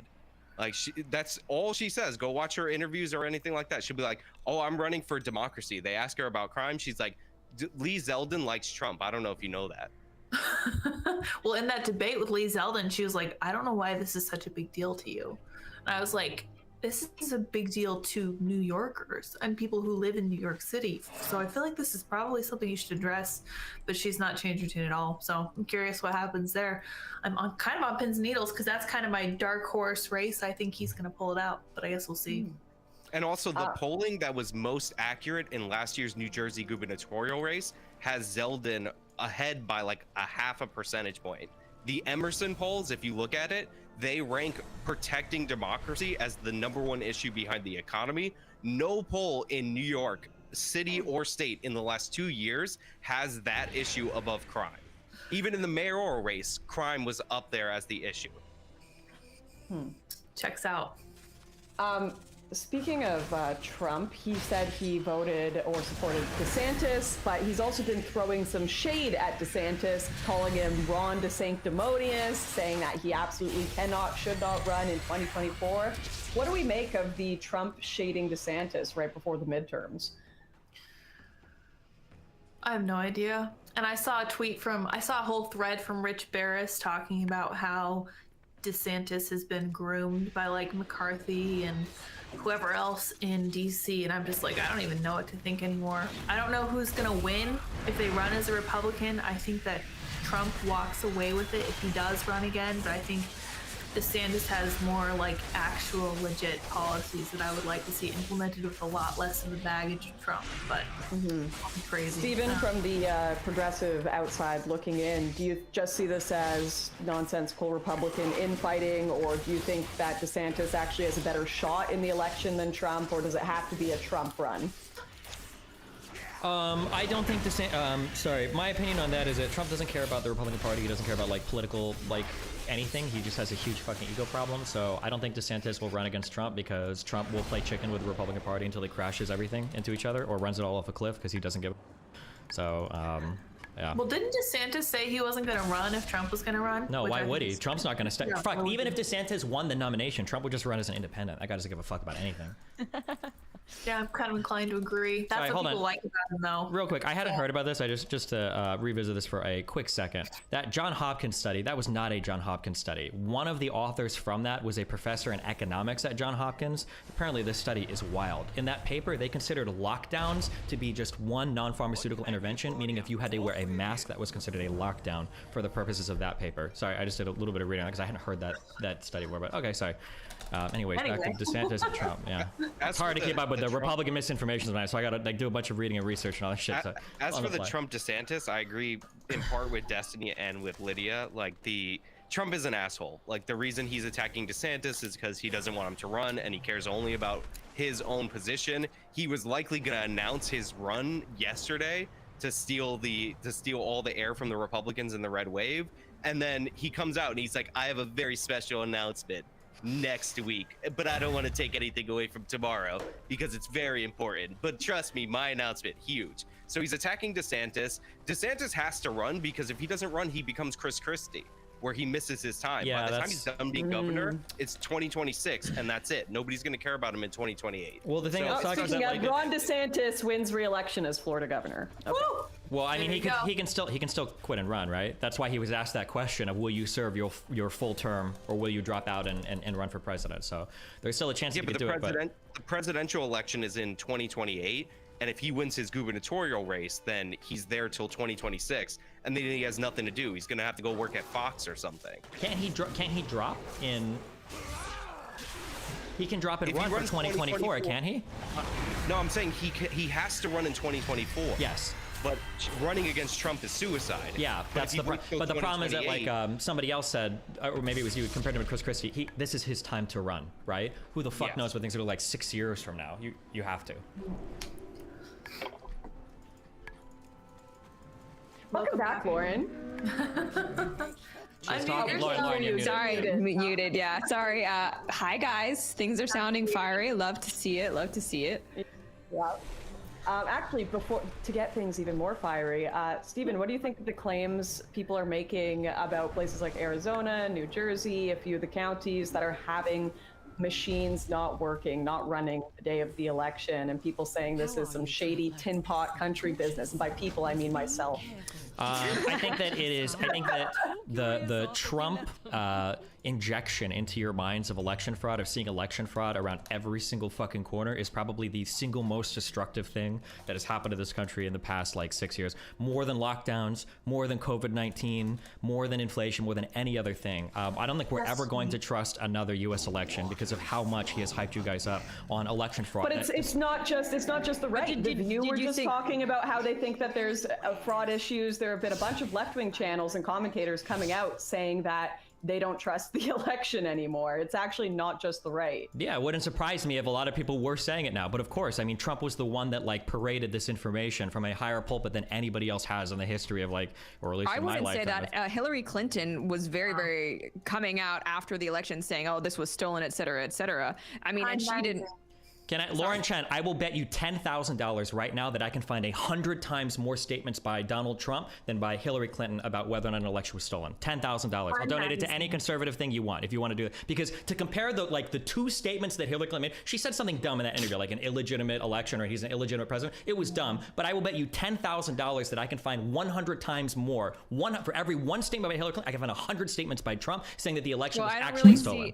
Personally, I don't see any value in Actually saying, stolen. The quantity was more. As long as we can both agree that it happened, I'm fully willing to say that Trump has made a much bigger deal of it because that's kind of his thing. Any speaking gig he's had since then, he has brought it up. Absolutely. Okay. Did you also acknowledge that Hillary Clinton, despite her statements, conceded that night, and Donald Trump still says that the election was illegitimate? I'm actually gonna skip Yeah, the that's fair. Okay, just making sure we're on the same page there. Okay. Yeah. But I mean, the thing that bothers me though is that, okay, Hillary Clinton, the left, they often talked about things like, oh, Russia this. It wasn't called undermining democracy when they were doing it. And you know what? If there was Russian interference, absolutely, that should be investigated. You don't want that to happen. Wait, but there was.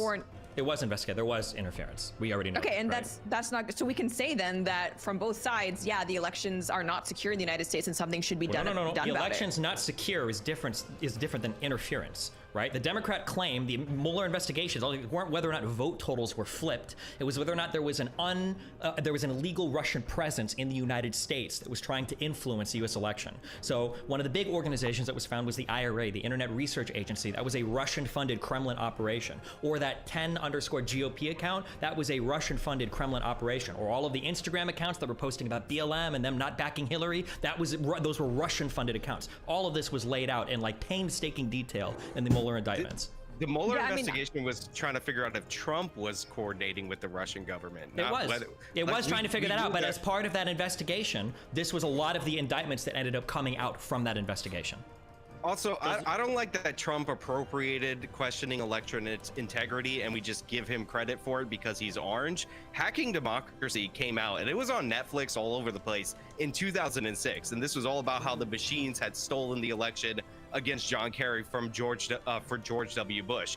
Al Gore had a long drawn out recount process in the year 2000. Like, this has been around and people have been scared of electronic voting machines. Believe me, I have a lot of friends that are conspiracy whack jobs and we think about and we speculate about this all the time. So sure, but let's quantify it. What were the percentage? Like the Kerry Bush stuff was rough. For sure. But afterwards, how many times were people until Trump legitimately saying that, like, I think this election was stolen? Isn't it like 70% of Republicans right now believe the last election was stolen?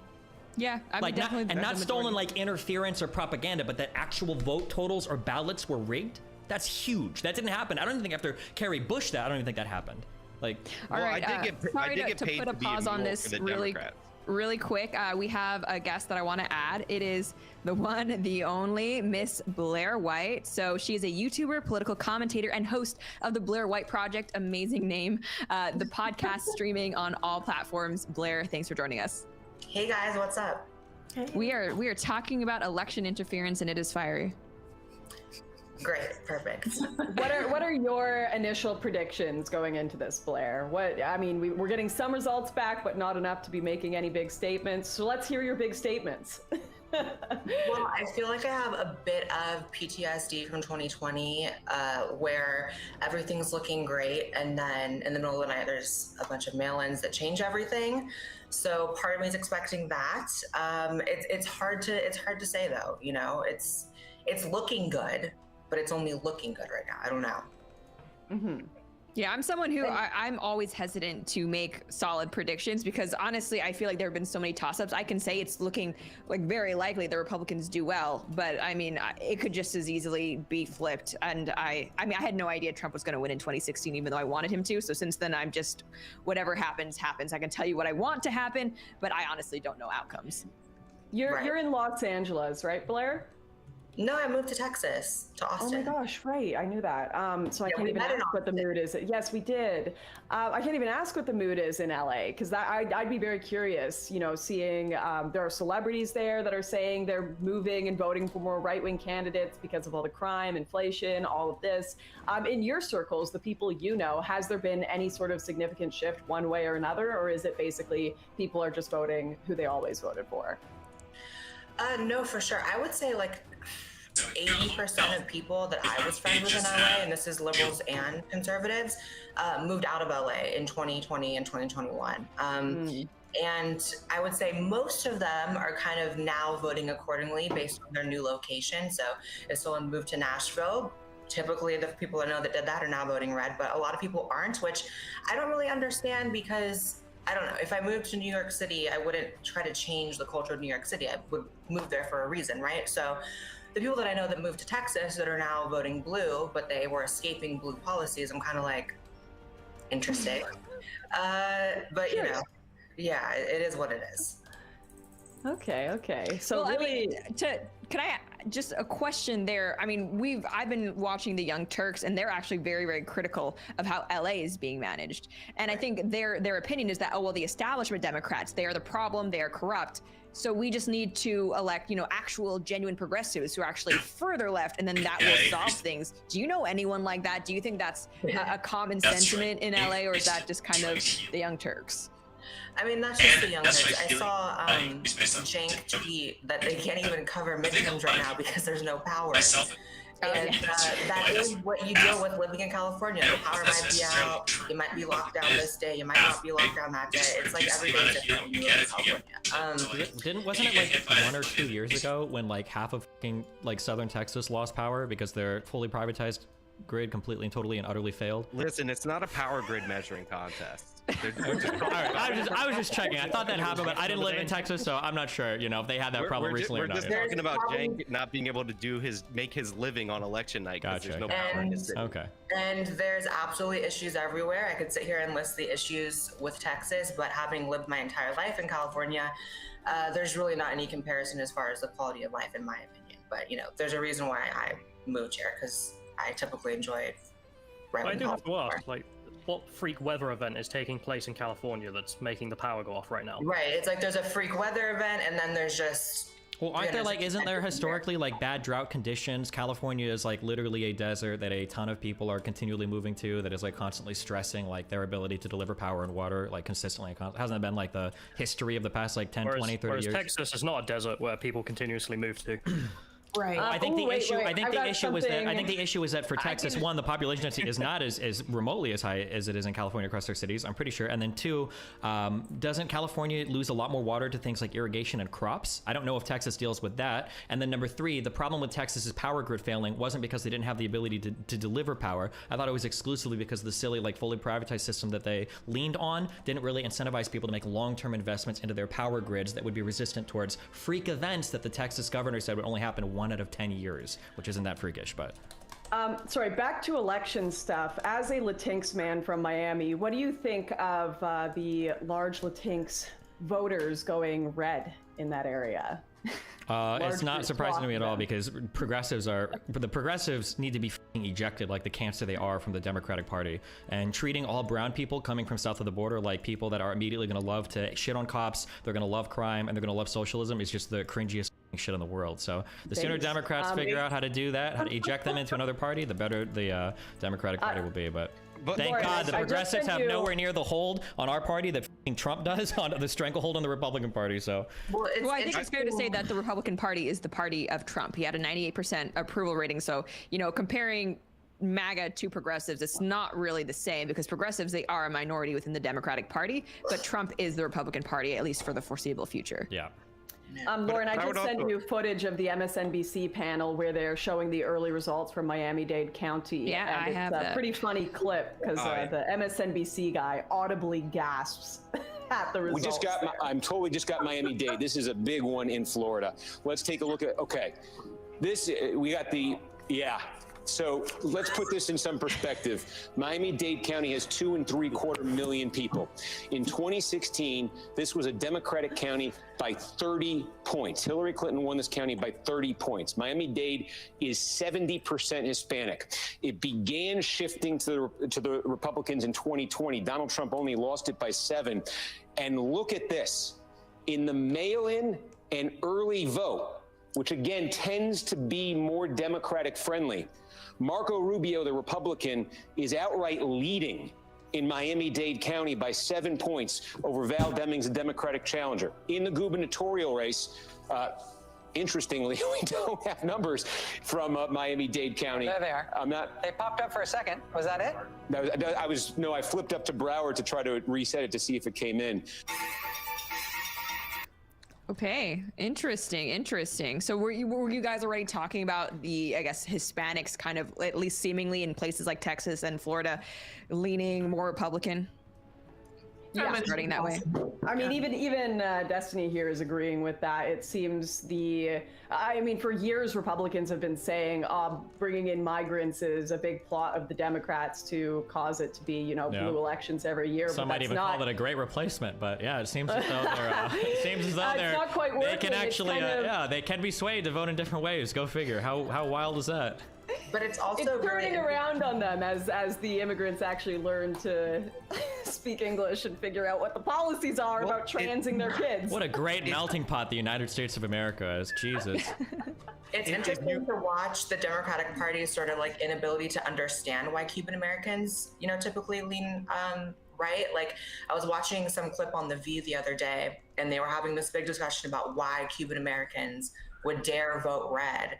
And it's kind of, it just reveals, like, I don't know, I guess they just see them the exact same way as like someone who crosses the border into California or something. It's interesting. You know, my best friend, JC, is Cuban, and listening to his family on FaceTime talk about politics is like a holler, because all they do is like rant about communism, and it's amazing. Well, I think a lot of people might think, oh well, Cubans speak Spanish and Mexicans speak Spanish, therefore the same, when it's absolutely not true. And I studied Middle East studies when I was in university, because apparently I just had no interest in ever finding a job.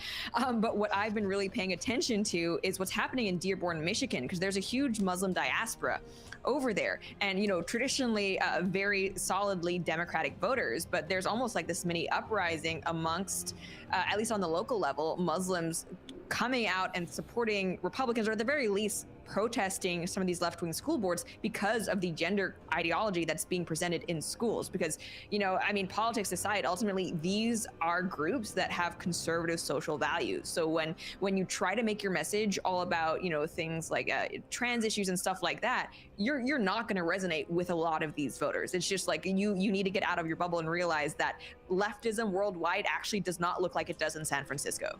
Well, they equate Muslims with brown people, and they forget that at the end of the day, Islam is a very conservative ideology. Like I mean, we don't have to even get into specifics what they do to gay people, but it's a very conservative ideology, to say the least.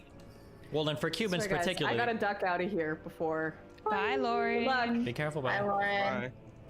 I'm pretty sure historically Cubans have always been very conservative in the United States, right? Yes. Like, I think so, like, yeah. or at least from what I've heard from my family that are Cubans, is that like ever since the Bay of Pigs and Kennedy and the way that Cubans view the Democratic Party, like that was just never, that was a foregone, that I'm pretty sure Cubans have always like dramatically leaned conservative almost solely because of that, and then the anti-communist leanings of like Cuban people that are in the United States.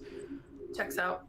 Yeah, but it's a huge swing. It used to be 55 Democrat, 45 Republican. So wait, I still thought for majority Cubans? Democrat. For Cuban Americans? For Cubans, yeah, that's how it was under Obama. Well, okay, maybe under Obama, but Obama was a crazy and I thing believe for under, everybody. I believe under Clinton as well. But I thought like for Clinton, Biden, I thought Cubans leaned Republican. I would have to check up the story. They were the closest to voting Republican as a majority, but they weren't there yet, even in Florida.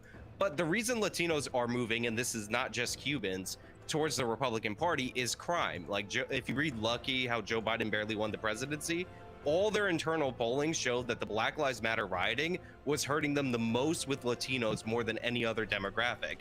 And this is because when you let crime fester in these bad neighborhoods, Latinos live right next door and they don't want to deal with crime. A lot of them left countries because the crime was so terrible that they had to flee their homes, or they descend from people who do that. So yeah, the crime issue is really costing the Democrats. And as soon as Candace Owens comes through with that 25% of black voters with Kanye West, the Republicans Excuse are me, good. don't dead name him. It's EA now, okay?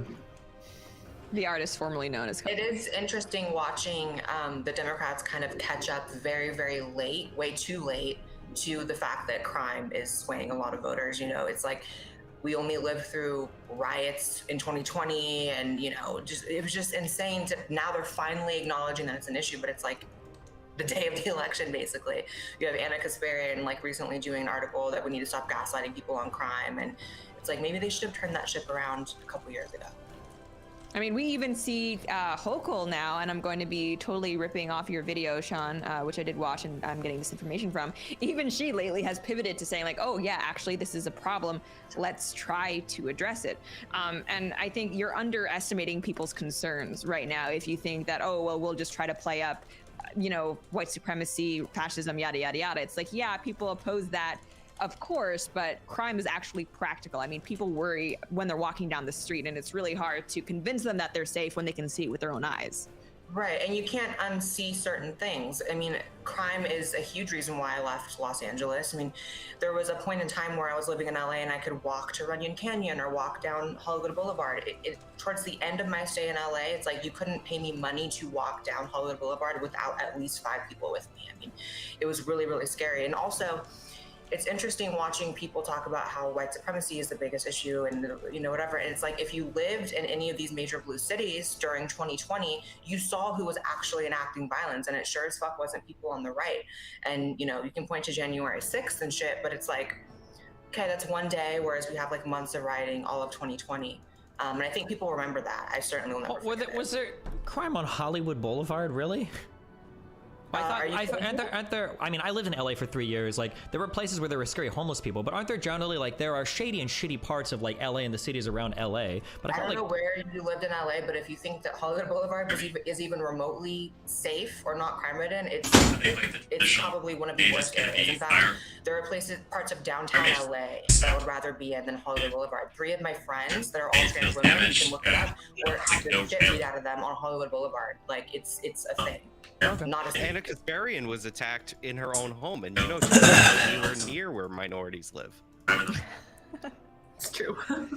Yeah, I mean, there was one point even towards the end of my stay, and admittedly I kind of stopped, almost like as a trauma response, I stopped keeping up with like news and like crime reports in LA as soon as I host of the Blair White Project. How the machines had stolen the election against John Kerry from George W. Al Gore had a long, drawn-out recount process in the year 2000. Like, this has been around, and people have been scared of electronic voting machines. Believe me, I have a lot of friends that are conspiracy whack jobs, and we think about and we speculate about this all the time. Sure, but let's quantify it. What were the percentage? Like, the Kerry Bush stuff was rough, for sure. But afterwards, how many times were people, until Trump, legitimately saying that, like, I think this election was stolen? Isn't it like 70% of Republicans right now believe the last election was stolen? Yeah, I'm like, definitely not stolen like interference or propaganda, but that actual vote totals or ballots were rigged? That's huge. That didn't happen. I don't even think after Kerry Bush I don't even think that happened. Like, all right, sorry to put a pause on this really quick. We have a guest that I want to add. It is the one, the only Miss Blair White. So she's a YouTuber, political commentator, and host of the Blair White Project. Amazing name. The podcast streaming on all platforms. Blair, thanks for joining us. Hey guys, what's up? We are talking about election interference, and it is fiery. Great, perfect. What are your initial predictions going into this, Blair? I mean, we're getting some results back, but not enough to be making any big statements. So let's hear your big statements. Well, I feel like I have a bit of PTSD from 2020, where everything's looking great, and then in the middle of the night, there's a bunch of mail-ins that change everything. So part of me is expecting that. It's hard to say though. You know, it's looking good, but it's only looking good right now. I don't know. Yeah, I'm someone who I'm always hesitant to make solid predictions because honestly, I feel like there have been so many toss-ups. I can say it's looking like very likely the Republicans do well, but I mean, it could just as easily be flipped. And I mean, I had no idea Trump was going to win in 2016, even though I wanted him to. So since then, I'm just whatever happens, happens. I can tell you what I want to happen, but I honestly don't know outcomes. You're in Los Angeles, right, Blair? No, I moved to Texas, to Austin. Oh my gosh, right, I knew that. So I can't even ask what the mood is. Yes, we did. I can't even ask what the mood is in LA because I'd be very curious, you know, seeing there are celebrities there that are saying they're moving and voting for more right-wing candidates because of all the crime, inflation, all of this. In your circles, the people you know, has there been any sort of significant shift one way or another?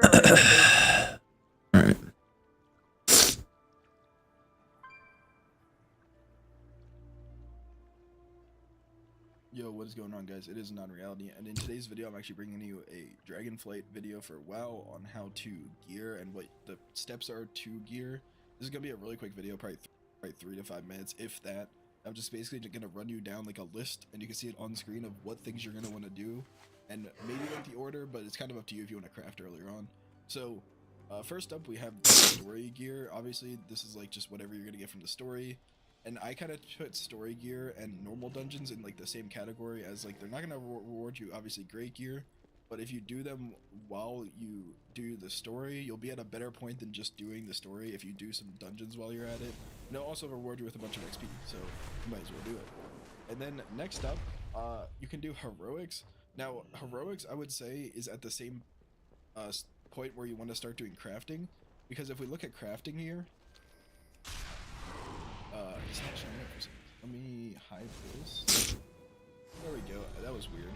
Okay, and then if we look at crafting here, so when you first start crafting, you can make 333 gear, and then it goes all the way up to 340. How you do this is you just keep making gear, and you'll get better and better at it. By the time you level your crafting, you can get it to around like level 46 just by doing like following any crafting guide. By the time you get to that, you'll be able to craft this gold gear every single time. So you'll get free like 343. I say free, but obviously you have to spend mats to get it. The thing is, the mats price is basically how much it costs to make it, and then you can just sell it back at the auction house. You'll lose a bit of money, but in the long run, you'll barely lose anything. Like, I'm at 150k gold when so I did this like day 1, basically day 2, whenever I got to level 70, and I actually made like double my gold it cost to level up my skins. And you can still make a decent amount of money just by leveling it up. And then once you do that, move on to mythic zeros, and then weekly quests and daily quests. Hopefully by the time you're done crafting and you're done doing the like normals and some heroics, you'll probably be done with the story, I'd hope, unless you're really slacking on it. And then once we do that, you're gonna get your mythic zero gear. Mythic zero gear is 370. Obviously you're not gonna be able to get a full set of mythic zero gear unless you're like crazy lucky. I think I got like 4 or 5 pieces, which is already really lucky, because I think there's 6 dungeons, I want to say. No, 8 dungeons. There's 8 dungeons, and you have more than 8 slots, so you can't even get a full set of gear. But if you get lucky enough, you can. But if you're that lucky, holy crap. Moving on, we have the daily and weekly stuff. Now, as far as I can tell, there isn't a weekly world boss, but there is something that is called sieges. And basically what these sieges are every so often, I think it's like every hour or every 2 hours, there's this timer that goes down, and you basically just go to this horde location, and you'll see a bunch of NPCs starting to gather together. And then you'll go on this like path all the way up to this Dragonbane area, and you'll just have like a 6-part quest to like kill a bunch of mobs and all this. I did this day 1, and I didn't complete it because I didn't have the weekly for it, because I didn't know you needed it, but I was able to almost clear it solo. So if you get like 1 to 3 people, and there's obviously gonna be people doing it, you'll be able to easily get that gear, and that gear that you get is from the Obsidian Strongbox. This is a different weekly, but it's the same reward. And the Obsidian Strongbox has a chance of giving you an epic quality gear piece. I think it is a chance. I don't know if it's 100%, but I did get one my first time, so maybe it is 100% chance. But yeah, you'll get an epic gear piece depending on what eye level you're at. I think I got a 366 piece of gear from like a 350. So it was a pretty good trade-off. And then also there's going to be a weekly in this zone that will reward you a weapon that can go all the way up to, I think, 382 I saw was the highest one from watching streams, is they got a 382 weapon because they did a mythic beforehand, and they got the mythic weapon, and then it upgraded. Other than that, some dailies reward stuff, like this one rewards a weapon. There's one over here in... Oh, it's not letting me click. Oh yeah, it's because I've zoomed in way too much with the add-on that I have. It kind of breaks it. Okay, I fixed it. There's like these ones that reward trinkets and stuff. And if you don't see some of these dailies, make sure you're doing the side quest, because there is a side quest that unlock like certain dailies, like rock climbing and like doing some Pokemon Snap mini game where you take pictures. And those reward also like gear and other types of loot, but you actually have to unlock them through doing side quest. And other than that, that's basically how you're gonna want to gear. And if you guys have any other like ways you're gearing in the comments. Obviously, I know that there's PvP, but I'm not going to get into that because I'm not a PvP person. You can watch another video on how to gear in PvP from someone else that has more knowledge. I don't want to give you any false information. Yeah, that's it for the video. Hope you guys did enjoy it, and if so, make sure to like, comment, subscribe, and I'll see you guys in the next one.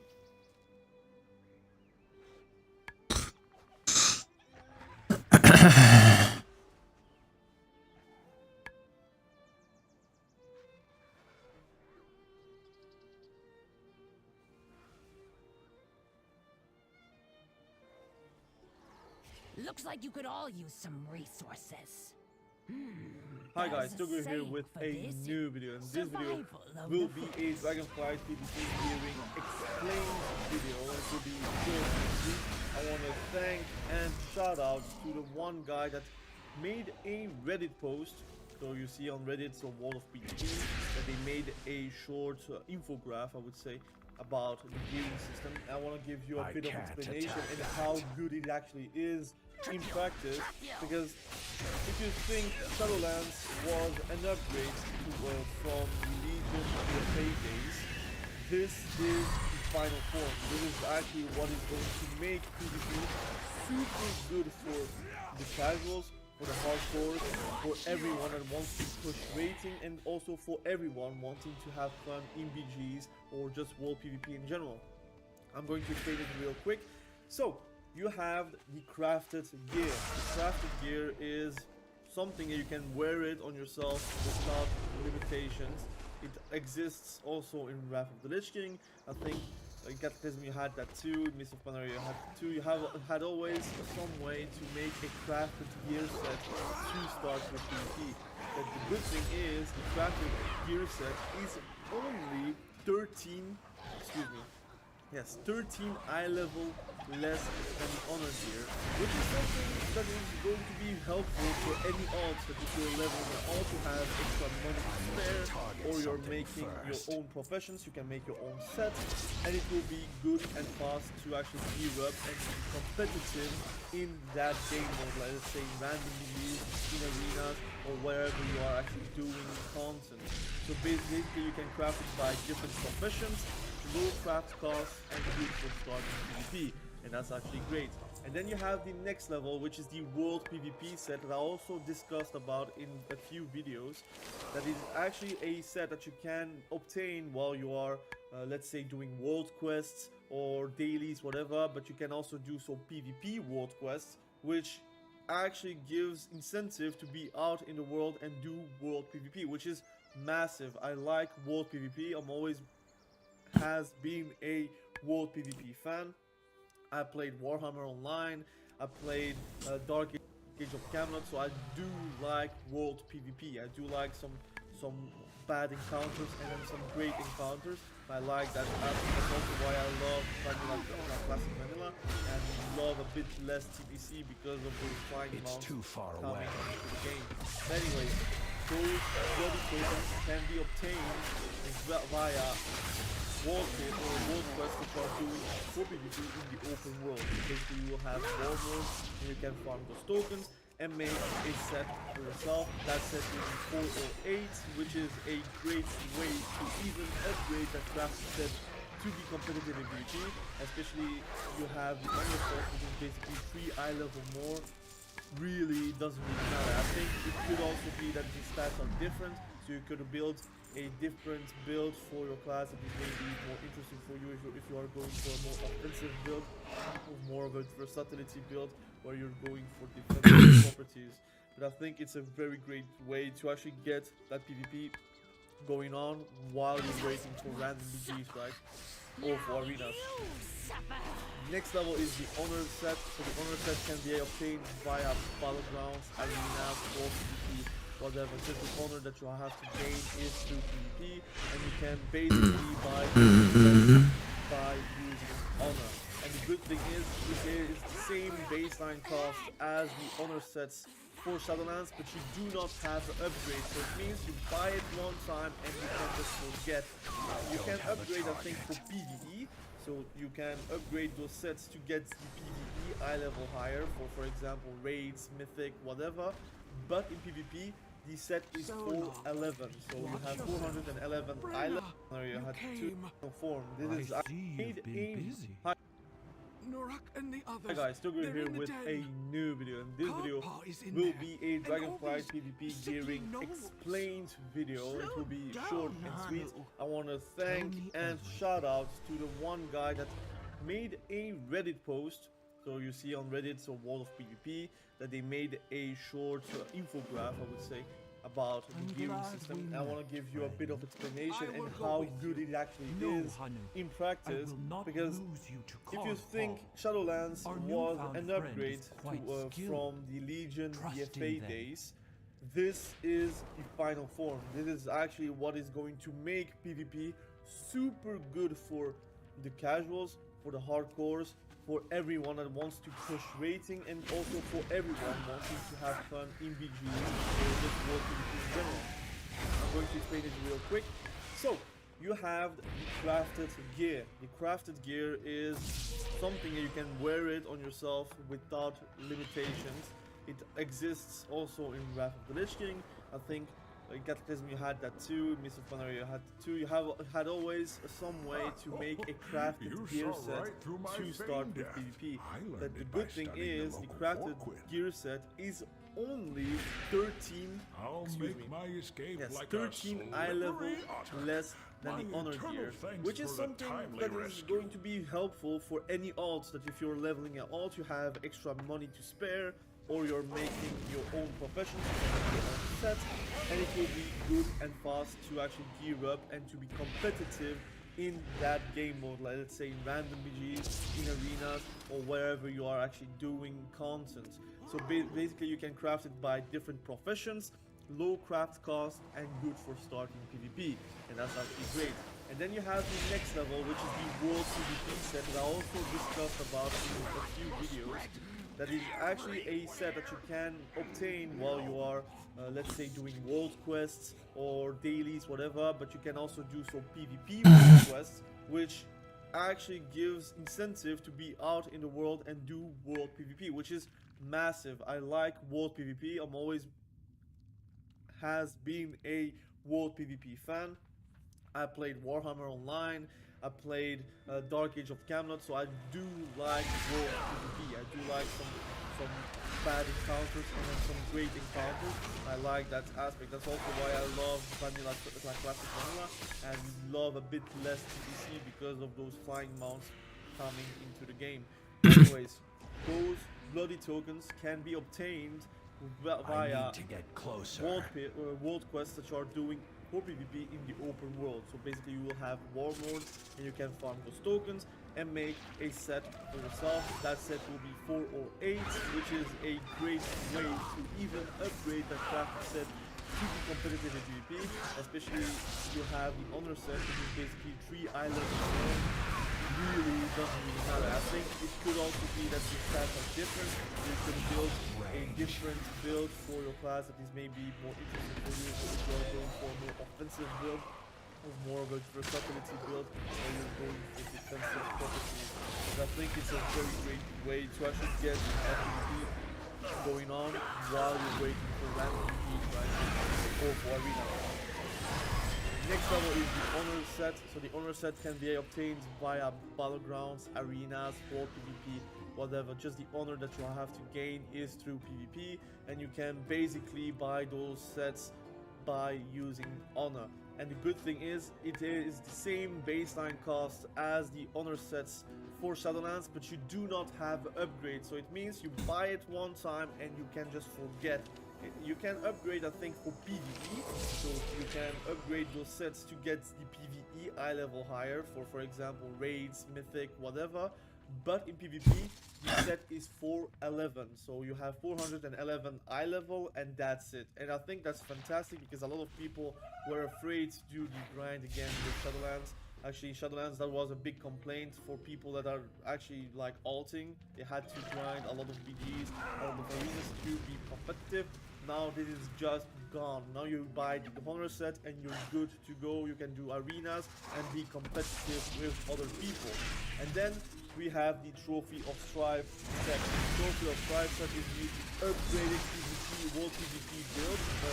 set that you can buy from doing World PvP and PvP Quest in Bracken.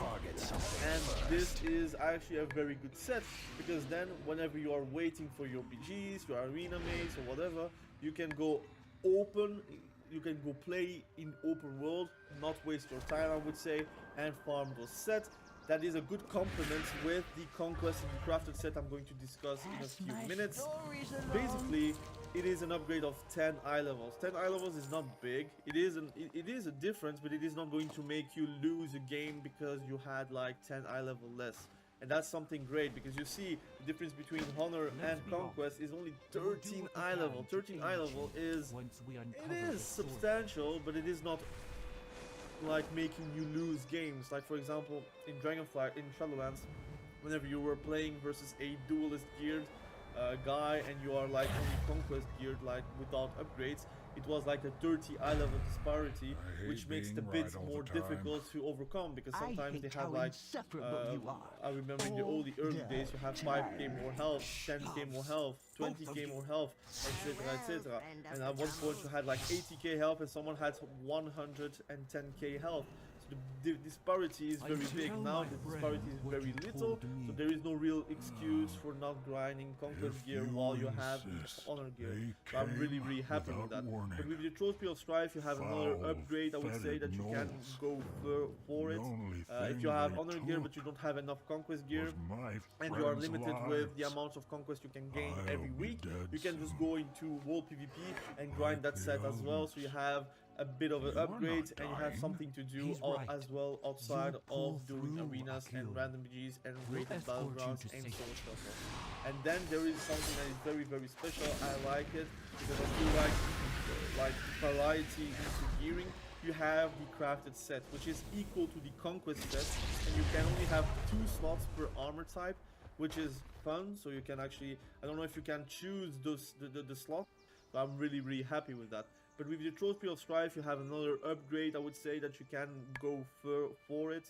If you have Honor gear but you don't have enough Conquest gear, and you are limited with the amount of Conquest you can gain every week, you can just go into World PvP and grind that set as well. So you have a bit of an upgrade, and you have something to do as well outside of doing arenas and random BGs and rated battlegrounds and so on. And then there is something that is very special. I like it because I do like variety into gearing. You have the crafted set, which is equal to the Conquest set, and you can only have 2 slots per armor type, which is fun. So you can actually, I don't know if you can choose those the slots. I presume you cannot choose it, but if you can choose it, then the more the better. But if you cannot choose it, you have one item reduces the CC duration by 5%, so that's very big because you don't want to sit in a stun, right?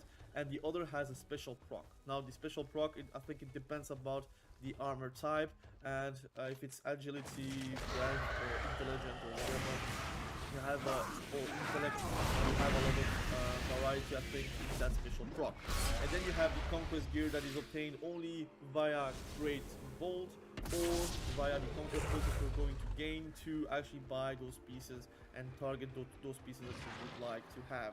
And they cannot be upgraded. That's very big. So it means that if you buy the Conquest set, if you are like set with that set, again, a lot of sets, you will have one gear set, and you only have then one goal, being as high as possible rated wise.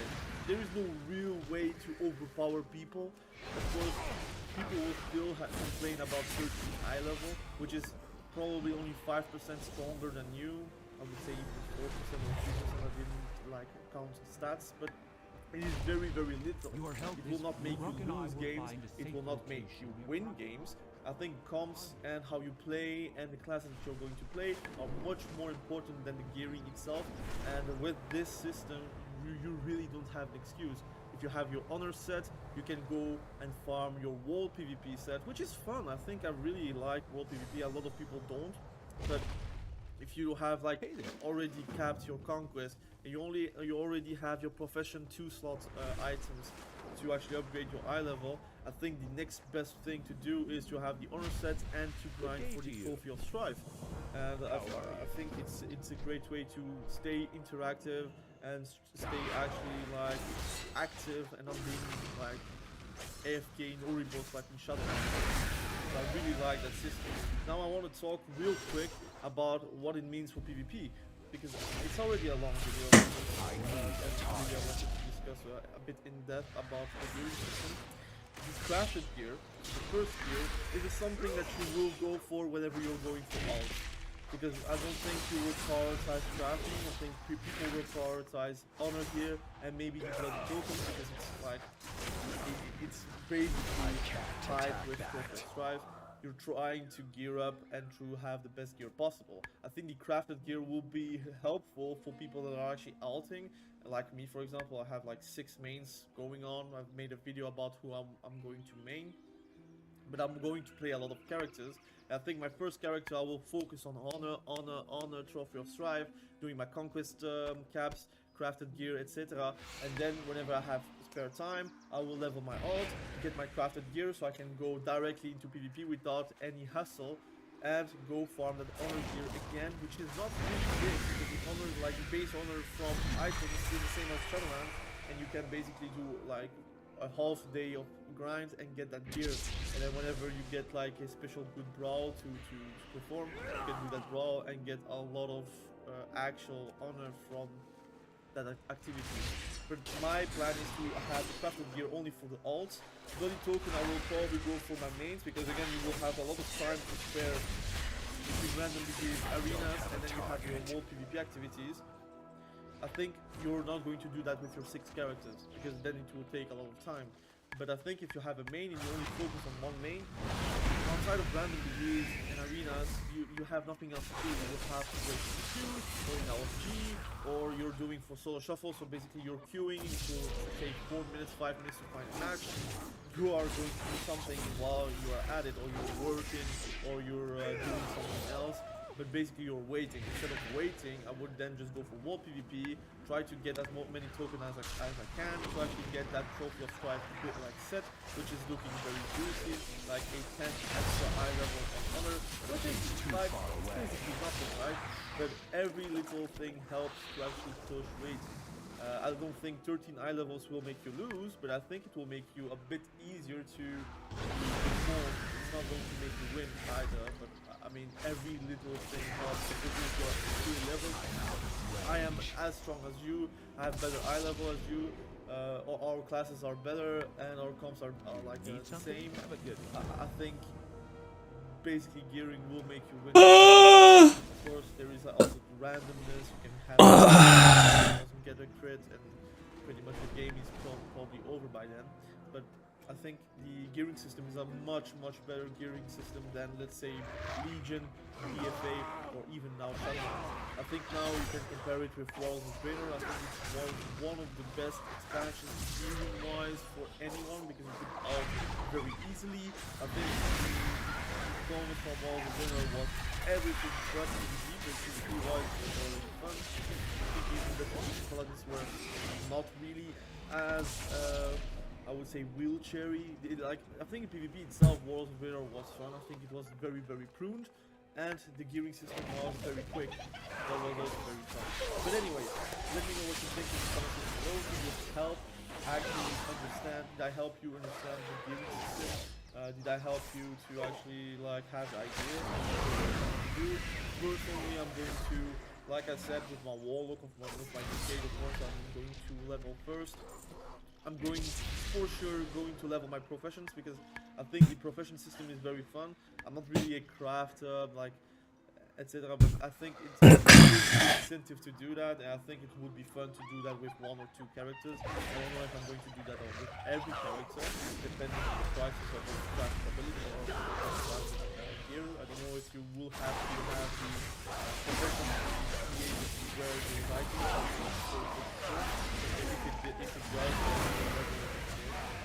but I think it's fun to have multiple stories involved, PvP being combined, and being able to strive to go for a better gearing system. I would say gearing for your character. Like, my plan is basically honor. I'm going to wait in random degrees for shuffle to get better gear. While I'm waiting, I'm going to do some more quests. I'm going to get my blood tokens, I'm going to get my trophy of strive, I'm going to get the best gear possible, and then while I'm doing that, I will do my confessions to get my 454, and then I will wait for Great Swords and Conquest Caps to get the best gear possible, which is Conquest. And you should realize, I know that PvP guys like me, like you, we don't really like to always have to grind for gear, but you should realize it is the MMORPG. We are not never going to play a game where gear doesn't matter. Now this system, gear will matter less and less because 13 eye level is quite big. I think the rules, we're not going to actually complain about items. While in Shadowlands, in Duelist versus a competent gear, I think you could say, look, the eye level of this policy is very big, you could lose because it has 28 HP against you. It's like one ability basically. I think now the system is very good. So now we need to work on and give more feedback to Blizzard. I think they will never step down to a way where gearing doesn't matter because it's MMORPG. Without gearing, I think a lot of people would just go and playing. I don't know if there will be a lot of activities, but I think you took the idea everyone wants, but I think Blizzard already knows what is going to happen if they eventually are doing that. I think a tournament realm could be fun to test classes, to test for tournaments and such, but I don't know if they are going to implement that in the near future. I don't think so. But anyways, let me know in the comment section below what you think about the gearing system. I'm going to put this link in the description so you can actually have that infograph. Again, thank you for the one that posted it on World PvP. It is the MCOM. It was a 2.8k XP multiglad. Thank you for your infograph, and I hope you guys learned something today with this video. Have a great day. We will catch each other very soon with a new video. What can I do for you?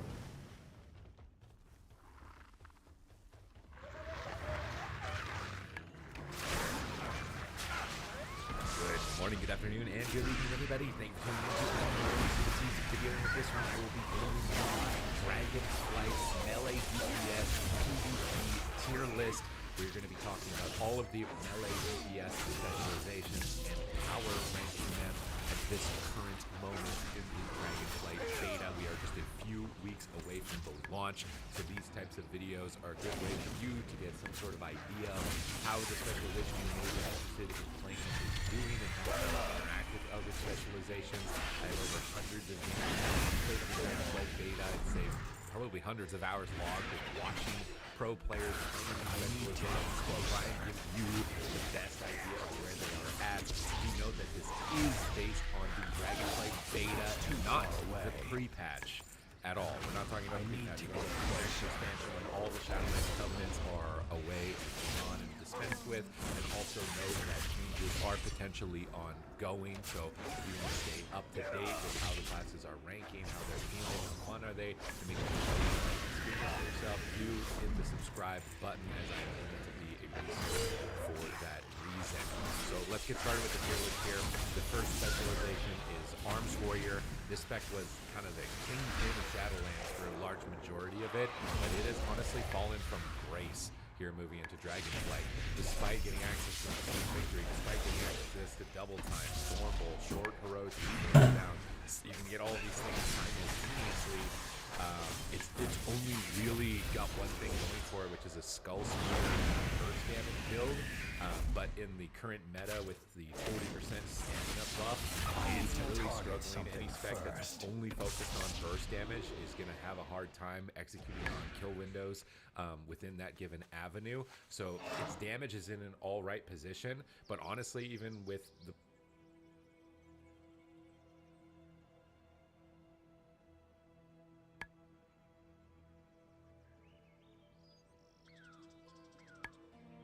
What is up, everybody? Welcome back to another video. So today we're going to go a really quick one over what to do as a PvPer at level 70, getting gear. What else should I do? All right, we'll answer that question today. So really quick, these are all of the sources of PvP gear that you can get in Season 1. Okay, you have crafted gear is number 1, your first source, which is either going to be 398 greens. I haven't seen this on the auction house yet. I will be definitely checking this out once I get my Jerusalem max level, because this is a great entryway right away, full 398 gear, so that you're not getting your butt whooped with your, you know, your level 60 gear still in BGs. And then that you could also get epic crafted gears. This isn't, I haven't seen these really around yet. I don't know if they're even possible to get, to be honest. But you have there's 2 crafted pieces you can get. You can't get any more than 2. And there's going to be, usually it's going to be a neck piece, which is going to have like 3 sockets on it and a proc chance on it. Because this would be a great entryway right away, full 398 gear, so that you're not getting your butt whooped, which is either going to be 3 PvP gear that you can get in Season 1. Okay, you have crafted gear is number 1, your first source, which is either going to be 398 greens. I haven't seen these on the auction house yet. I will be definitely checking this out once I get my Druid to max level. Because this would be a great entryway right away, full 398 gear, so that you're not getting your butt whooped with your, you know, your level 60 gear BGs. And then you can also get epic crafted gear. This isn't, I haven't seen these really around yet. I don't know if they're possible to get, to be honest. But you have there's 2 crafted pieces you can get. You can't get any more than 2. And there's going to be, usually it's going to be a neck piece, which is going to have like 3 sockets on it and a cross chance on it. And then for me, it's usually going to be boots for the CC reduction. I don't know if it's always boots, but for at least Evoker and Druid, it was boots. And they have 5% CC reduction, and they're the same item level as Conquest. GF would definitely want this, you don't lose anything, you gain something from that. In terms of crafted gear, where to go to get the crafted gear, you can, 1, buy them off the auction house. There is the auction house right here. Didn't know where that was. But the other option is going to be from the crafted orders. Okay, I haven't used this yet, but what you can do is you can go here. You can go to the piece you want, mail, feet, okay, inferior boots of retrieve. These are the boots that I need. Okay, it has a 5% CC here. It tells you all the mats. You put in the work order. If someone else picks up the work order, they do it for you. They get like a commission or something, and that's it. So you kind of get the mats on your own without having to go like in this yet. But what you can do is you can go here. You can go to the piece you want, mail, feet. Okay, inferior boots of retrieve. These are the boots that I need. Okay, it has a 5% CC reduction. It tells you all the mats. You put in the work order. If someone else picks up the work order, they do it for you. They get like a commission or something, and that's it. You make it up. So you kind of get the mats on your own without having to go like in trade chat looking for enchanter or leatherwork or whatever it is. So you can do that, and then those are 2 ways to get your crafted gear. Just straight up buy it or do work orders. Outside of crafted gear, this is where the PvP vendor is. If you did not know that either. We have World PvP, so we have bloody tokens and trophies of strife. So the vendor is right here. This is where you get your bloody tokens. To get bloody tokens, you have a few options. You can straight up kill people. It only gives you 1 per, so it's very slow. You have PvP world quests. I don't have any up right now on my thing map, but they have like little swords on them, and they say like not war mode. You see, they don't usually always say bloody token reward, but they're PvP quests. You'll see them. So you have those that will give you bloody tokens. Some of them give like 300. It's like kind of nice. And then your the other way is through the war supply crates. So there's going to be I don't know the frequency. I want to say roughly every hour you'll see war supply crates going around, and they usually come in from one side, they fly all the other, they drop, and they drop like 200 or so tokens as well. So that's another way to get some fast gear. Just side note, not all of them have the set bonus. There is a set bonus on here. I got the 2 set just for the extra verse. You can get more if you'd like. I just noticed the item level is slightly lower than the honor gear, but there you go for that. When it comes to trophy of strikes, these are not in the game yet. I assume these are going to be from the weekly quests because it says can be obtained from PvP quests. I'm assuming this is going to be like the the win battlegrounds, do skirmishes like this stuff that was at the Ouroboros vendor. But those are not in the game yet. Okay, that was your second way to get gear. Third way to get gear is just the straight up old way, honor and conquest. Okay, you gain honor, PvGs, do whatever you need to do. Do conquest. It's very fast to level, man. Very fast gear. I did all this in about 3.5 hours or 3.5 to 4 hours. Probably like 3 hours. I got a 5-man frame rate. We just stomped some BGs and got here so fast. You do not have to upgrade. Honor vendors over here. So that's the cool part about this expansion is you don't have to upgrade your gear. You just buy it and that's it. If you want to get higher PvP item level, you can upgrade it for sure. But you don't need to. You can just buy it up. So you know, basically every other BG you'll get a piece of gear. It's freaking fast, and it's awesome. Conquest gear will be here. We don't have too much info about the Conquest cap and all that yet, so yeah, unfortunately don't have anything yet. Outside of gearing, what else can you do? Level your alts, man. We got 2 weeks until season starts. I think it's like the 12th or something like that it starts. 12th or 13th, and you have plenty of time. I leveled my character. Yeah, I played a lot, but you can level your character and gear in 1 day. So my druid's already 63. I'm gonna gear him up, or level him up and gear him up. Side note with or tip for leveling your alts, make sure you guys do get your dragon riding level maxed out first. Okay, there's an add-on called Handy Notes. Handy Notes Dragonflight, Handy Notes Dragon Glyphs. Download both of those add-ons, so you'll have a bunch of these glyphs on your map. Go around and pick them up before you level your alt. Having max dragon riding will make leveling your alt so much better. And then while you're leveling your alts, anything yet. Outside of gearing, what else can you do? Level your alts, man. We got 2 weeks until season starts. I think it's like the 12th or something like that it starts. What can I do for you? 12th or 13th, and you have plenty of time. I leveled my character. Yeah, I played a lot, but you can level your character and gear in 1 day. So my druid's already 63. I'm gonna gear him up, or level him up, then gear him up.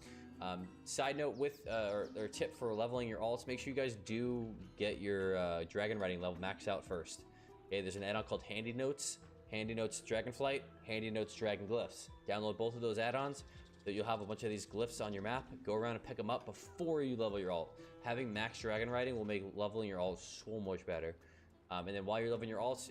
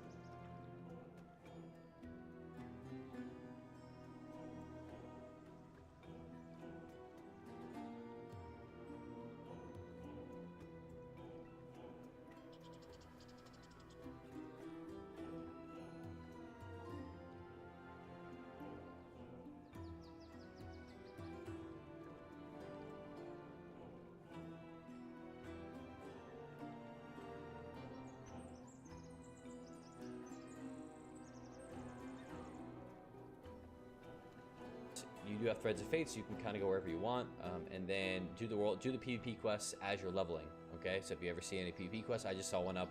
It was kind of pressed for time, so I couldn't show it on this video, but I did it on my druid right before this. So make sure you do all the world PvP quests and all the world quests in general, and then level up your characters, have some fun, enjoy it. And yeah, we got 2 weeks to get all your characters prepped up, and you should be able to do multiple characters. And that's about it. So. Whenever we make our easy classes tier list, there seems to be a lot of anger and confusion. The anger can be a bit expected. No one likes being told their class is easy. And let's be honest, no matter what spec you play, some little LFG rat is bound to tell you that you played the no-brain easy mode guaranteed glad spec, and that you are a bad person for doing so. Let's make one thing clear. That is not why we are here. No one should feel bad for the spec they play. Unless you play BM Hunter. Anyway, a class being easy or hard starts by understanding there is a difference between skill floors and skill ceilings. Skill floors represent the difficulty of learning the core foundation of the spec or class. This is the minimum amount of work you need to do well and is based on a few things. For melee DPS, it can mean the complexity of your rotation. Can you do the majority of your damage with just 1 or 2 buttons? Do you have debuffs that get automatically applied and refreshed when doing so? How many CC abilities do you have, and does it matter how precisely you use them? These are just some of the things that determine where that skill floor starts. On the other hand, the skill ceiling represents how much a class can be pushed to its absolute limit. If a spec has a really high skill ceiling, it means it can be min-maxed endlessly due to subtle nuances in its toolkit. This is where people get confused though. Just because something is easy to pick up doesn't mean it's not difficult to master. Take Resto Druid as an example. If you wanted to, you could pick up the spec right now, use TP2, and get by with just a basic understanding of your skill. As long as you keep life moving up and fresh scenario reward with Swift Run, you're already doing 50% of the work required to move the target something first. Easy, right? On the flip side, you could have your healing rotation on full autopilot while stunning multiple targets and dishing out the most badass, well-timed montage-style Cyclones World of Warcraft Arena has ever seen. In Arena, this is a bit more difficult to do well since this playstyle can be easily punished and generally requires a bit more game knowledge. So when we were saying something is easy, we're referring more to the skill floor required to do well. And remember, some things might be easy to pick up, but difficult to master. But speaking of easy classes, we make even the most difficult specs and classes easy to master at the best place to learn PvP, Skillcap. If you want instant access to the best and most reliable info and strategies out there, talk to you in a way that will quickly have you climbing the ranks stupidly fast, then sign up and make our website Skillcap your homepage. We recommend enrolling onto our Academy courses, which are available right now, teaching you the fundamentals to truly become a seasoned player. Then, when the new season starts, we'll roll out our class guides, where we work closely with the world's greatest players and give the very best guides for every class including Evoker, so you can dominate the solo shuffle in the new expansion. There's no better place to kick your expansion off in Dragonflight than Skillcap. Special discount link is in the description below. Anyway, let's kick things off with our suggestions for easy melee in Dragonflight. 2 of these probably won't come as a surprise. First up, Demon Hunter. Ever since its inception, DH has widely been considered one of the easiest classes in the entire game. A lot of this is tied to the core foundation of the class as a highly mobile melee class. While other melee might need to carefully manage mobility, Demon Hunters have high passive movement speed all game with a damaging ability that literally charges them towards their enemy. DH also conveniently is one of the most well-rounded offensive cooldowns that provides them with incredible self-healing while lasting half a minute. This comes with the return of their Necrolord Covenant ability, granting them periodic self-heals throughout the game just for doing their rotation. And if that wasn't enough, Demon Hunters continue to have a ton of passive damage mitigation against spell damage, which helps remove some of the burden defensively when playing a melee class. Next up, we have Fury Warrior. Just like DH, this probably doesn't come as a surprise. Rotationally, Fury Warriors are incredibly simple, only having a few damage buttons. Raging Blow is their main builder, with Rampage being their primary spender, which effectively turns the spec into a 2-button rotation bot. With that said, Fury did lose some of their mobility with the removal of Crushing Blow, but can now play Stormbolt and Double Time, which were previously exclusive to their main talent choice of Impending Victory in Shadowlands. This should give the spec a more fluid feel to it without dramatically affecting its complexity. In any case, their streamlined rotation is what continues to make them an easy-to-learn melee in Dragonflight Season 1. Finally, we have Death Knight, and before you type in the comments, yes, Frost is probably easier than Unholy. With that said, both DK specs have a ton of passive defense that make them a bit more forgiving in Dragonflight. First off, all DKs now have baseline damage reduction while low on HP thanks to Will of the Necropolis. When you combine this with the anti-caster tech like Rune of Spellwarden, Death Knights as a whole are really forgiving on the defensive end. Of course, there is a bit of complexity to their resource system, but the convenient part about dealing damage is that it can literally be practiced while leveling or doing dungeons, which in turn makes it easier to focus on the more complicated things like utility. On the other end of the spectrum, we have our hardest melee DPS, the first of which is generally not recommended for beginners. Feral Druid continues to have a lot of complexity in Dragonflight despite being relatively strong. For a while, Feral has been a spec with a lot of maintenance built into its rotation. Not only does it have a wide array of dots, combo point generators, and finishers, but it is one of the remaining specs that has snapshotting mechanics with Tiger's Fury and Bloodhound. Greetings. Oh yeah, and just read the tooltip of Bloodhound. Kalecgos. In order to I am activate searching it, the for Feral Ley must use Crystal 3 Caves. different combo point believe I generators in a sensed one 4-second nearby, window, and which is a yet massive Ley departure line. from the 2-button Fury There rotation is we a discussed gleam earlier. cove deep This within doesn't even take into Brackenhide, consideration the yes. need to utilize But the predatory gnomes swiftness have procs, made which this demands a forest lot of thick interaction with with both decay. party members in Arena, and that's on top of the need to properly Decay? utilize Cyclone, which Could it have itself eaten is at a the ley rather line complicated itself? ability. There's Oh, honestly this a is lot we could talk dire about when it comes indeed. to Feral, but the spec as a whole has a lot of depth, making it daunting for beginners. Finally, we have Rogue. This one might be a bit controversial, so let us explain. Yes, Outlaw might have been a relatively easy spec to play towards the end of Shadowlands, and yes, Assassination always tends to feel a bit linear, but Rogue as a whole is gated behind one giant obstacle, reliance on their partners. Even if you consider Assassination to be the easiest Rogue spec, it still has a bit of maintenance in its rotation in order to make the most out of Venomous Wounds. Not understanding how this mechanic just works can someone trying to dramatically help reduce this damage land output. heal. Overall, Rogue is the quintessential setup-based class, especially for subtlety. Even though there have been moments where a single sub-rogue can 100-0 someone on your team, damage values in Dragonflight aren't really supporting that option. This means that more than ever, rogues will have to strictly play around their teammates, knowing exactly how to support them on setup. Finally, we have our moderately difficult melee DPS, which is a category that is super stacked, so let's finish this section off with bullet mode summaries. Both Retin and Hans fall here. While their rotation is relatively streamlined, they are hybrids after all, requiring them to make Join us full use quickly. of their The utility decay is to out of do well in control. team environments. In Dragonflight, Shamans as a whole will develop slightly more complexity now that Thunderstorm and Lightning Lasso are now baseline. They're infusing Moving an on, even though ancient with Windwalker that is technically rot. a hybrid It could DPS, spread decay it doesn't around the really span perform faster a hybrid than a role. wildfire. While its damage output can be incredibly high, its main difficulty curve is learning how to correctly adopt its hit-and-run playstyle. killed here. Inexperienced monks are Only I had arrived sooner. Thank you for your kindness. Decay is part of the natural cycle. easy to identify We all since they are the return types to who the try and earth. stay in the fight all game, this- not making full use out of the spec's ability this to is type a and reset the fight. perversion. Next up, Survival The Hunter. souls While the of spec my is converting kin more sense to a the true melee wrongdoing role, and its linger. rotation did get more difficult. must The saving help grace for them. all Hunter specs is My how totem free it will is to reach CC their healers now that spirits. intimidation I only is hope baseline. it is With enough fast arming, to calm freezing them. traps, getting control going is relatively easy task these days. Finally, we have Arms Warriors. Although they share a lot of the utility as Fury, their rotation is tangibly more complicated, especially in Dragonflight, where there could be the possibility of running built around bleed damage, utilizing the Skull Splitter talent that causes all bleeds to deal their total damage instantly, something which could easily be min-maxed. With melee DPS out of the way, let's see how the ranged classes compare. Our first easy representative is Hunter. In the past, we tended to split up Marks and BM, but now enough of their utility is shared that the differences between both specs mostly come down to rotation.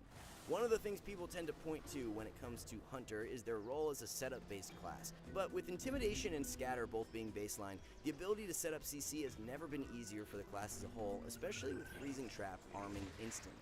In general though, what tends to make Hunters feel easier compared to other ranged DPS is the simple fact that a lot of their damage can be done on the run. Of course, aimed shot has a cast time, but unlike other critical damaging abilities, it cannot be interrupted, which is one less major game mechanic to deal with. The only other ranged DPS that could be considered easy is Demo Warlock. Naturally, being a pet-based spec has a unique advantage by transferring some of the burden of dealing damage onto an NPC, or in the case of Demonology, several NPCs. Naturally, there are going to be people in the comments right now saying how demo damage can be heavily min-maxed, which is a fair criticism, but a lot of their damage is intrinsically tied to one ability, Dogs. Not only is Call Dreadstalker's instant, but they also feed Demo Warlock's instant cast damage with Demon Bolt. What this means is with a single button press, Demo is able to generate sustained NPC damage instantly while having burst later on. And like many of the specs we will mention, Demo has the luxury of having a major damaging ability on dual spell schools, allowing them to soak interrupts with Fear, which is on the Shadow school, in order to cast Hand of Gul'dan, which is both Shadow and Fire. Taken together, despite having lots of room for min-maxing, Demo is a convenient way of learning how to play ranged DPS. Just like before, now it's time to introduce difficult ranged DPS, starting with the newest addition to ranged DPS, Devastation Evoker. Before going into their mechanics, there is obviously a massive difficulty curve for learning an entirely new class, especially when their resource system is a mix of mana and something that loosely resembles DK runes. That and the fact that Evoker is loaded with skill shot abilities. To give just one example, instead of pressing its root like a mage's Frost Nova, Evoker has to actually aim their landslide.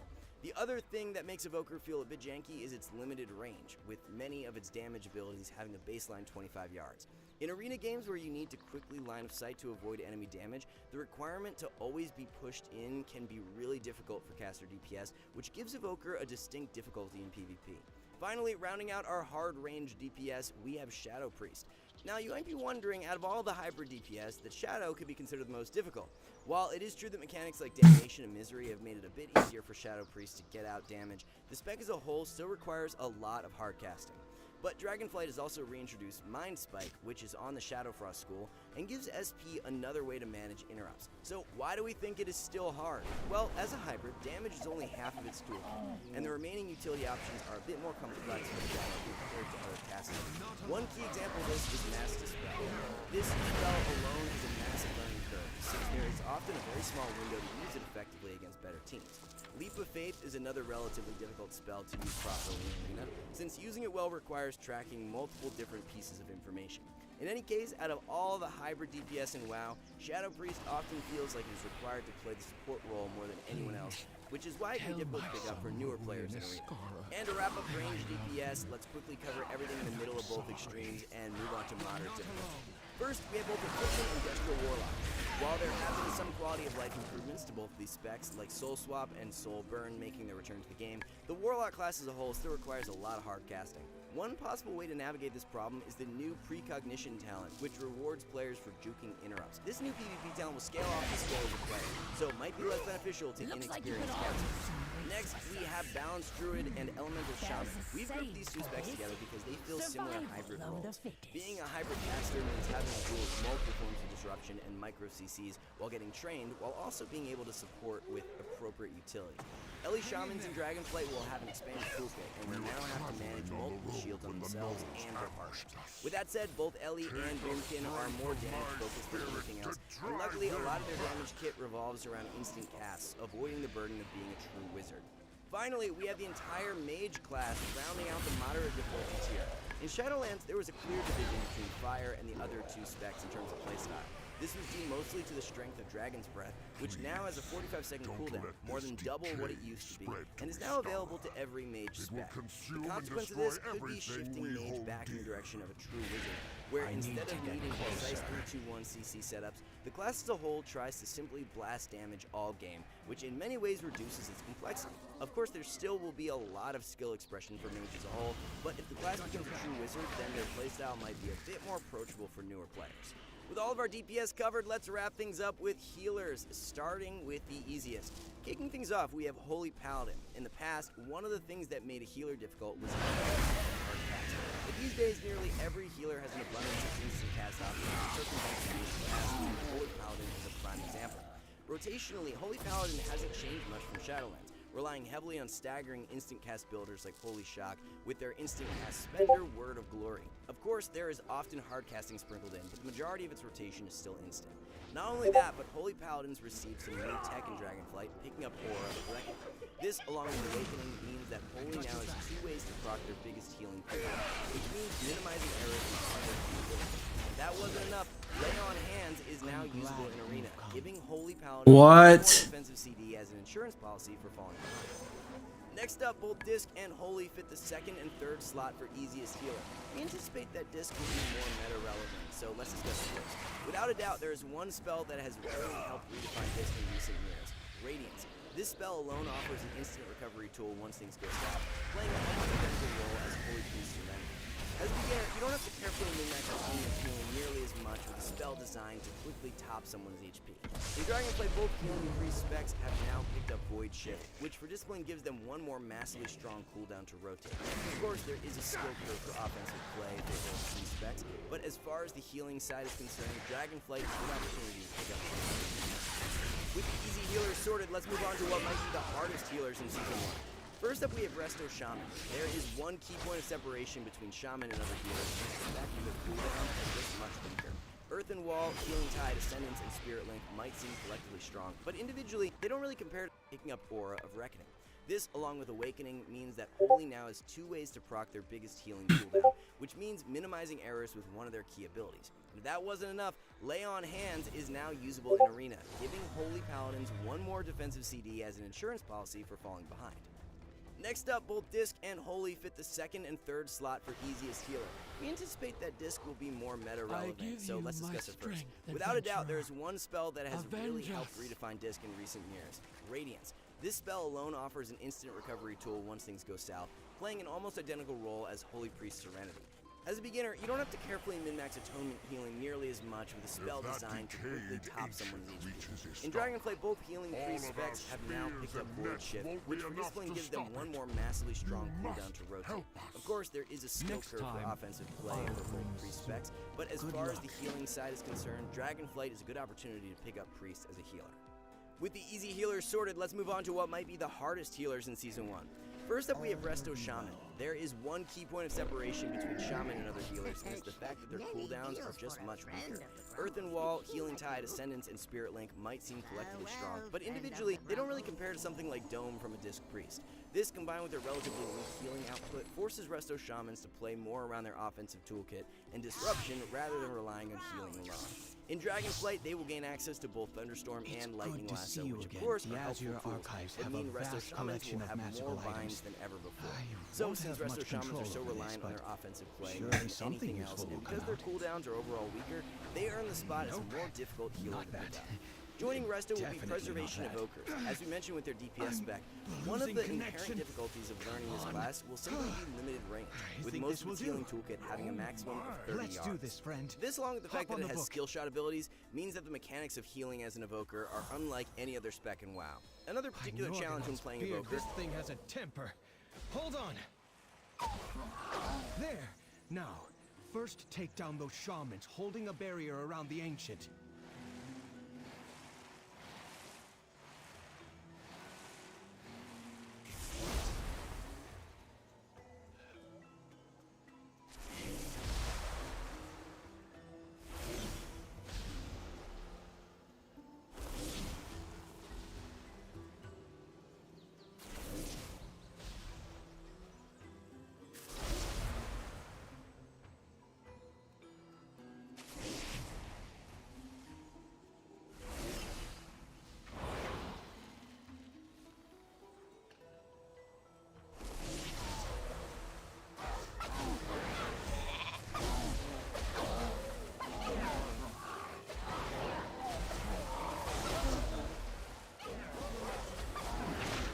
Take out all 3 shamans before we can breach the barrier around the Ancient. The Ancient is vulnerable. Quickly, throw everything we have at it. It's not enough. Come, my friends, my family. Help us protect our home. Excellent. Now to the cave, before more come.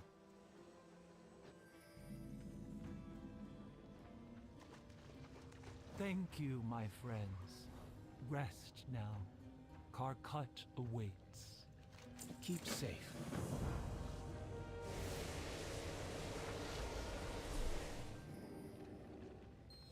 I am here. Thank you. So he is flesh and blood after all. We were beginning to suspect you were also some spirit. I assure you, I am very much alive. Now, hero, destroy those pockets of decay that remain. It's done. Thank you for your assistance, all of you. I've placed a barrier around this ley line to ensure it's protected from further decay. Let's leave this place before more of those gnolls descend upon us.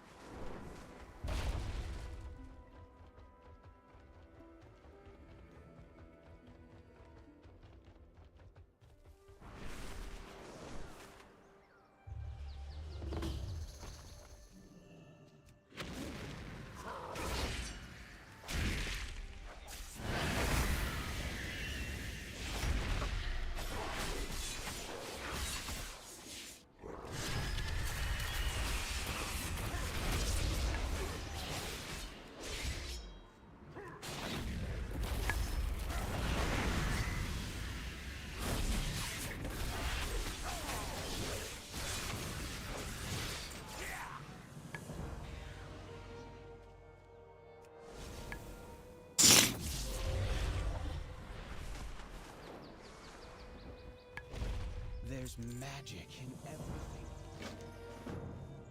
I should get back to the Azure Archives now. I'm glad I was able to help your people, Brenna. Nonsense. You must join us as well. Nothing could be more important than a warm bowl of soup after a difficult battle. And I thought you would want to discuss the other Gleam Coves. Others? You know the locations of more ley lines? Oh, none so large as the one in Brackenhide, but there are many smaller ones scattered about.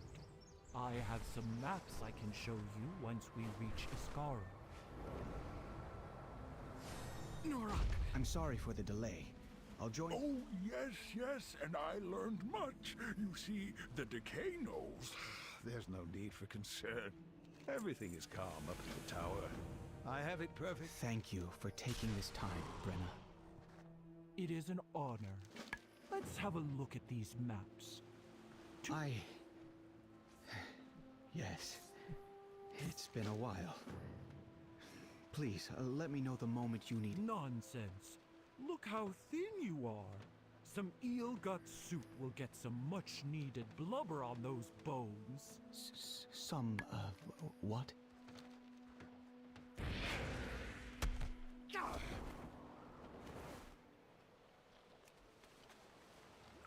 That's old Polo's favorite tea. Hopefully, he shares some with Karkut on the journey.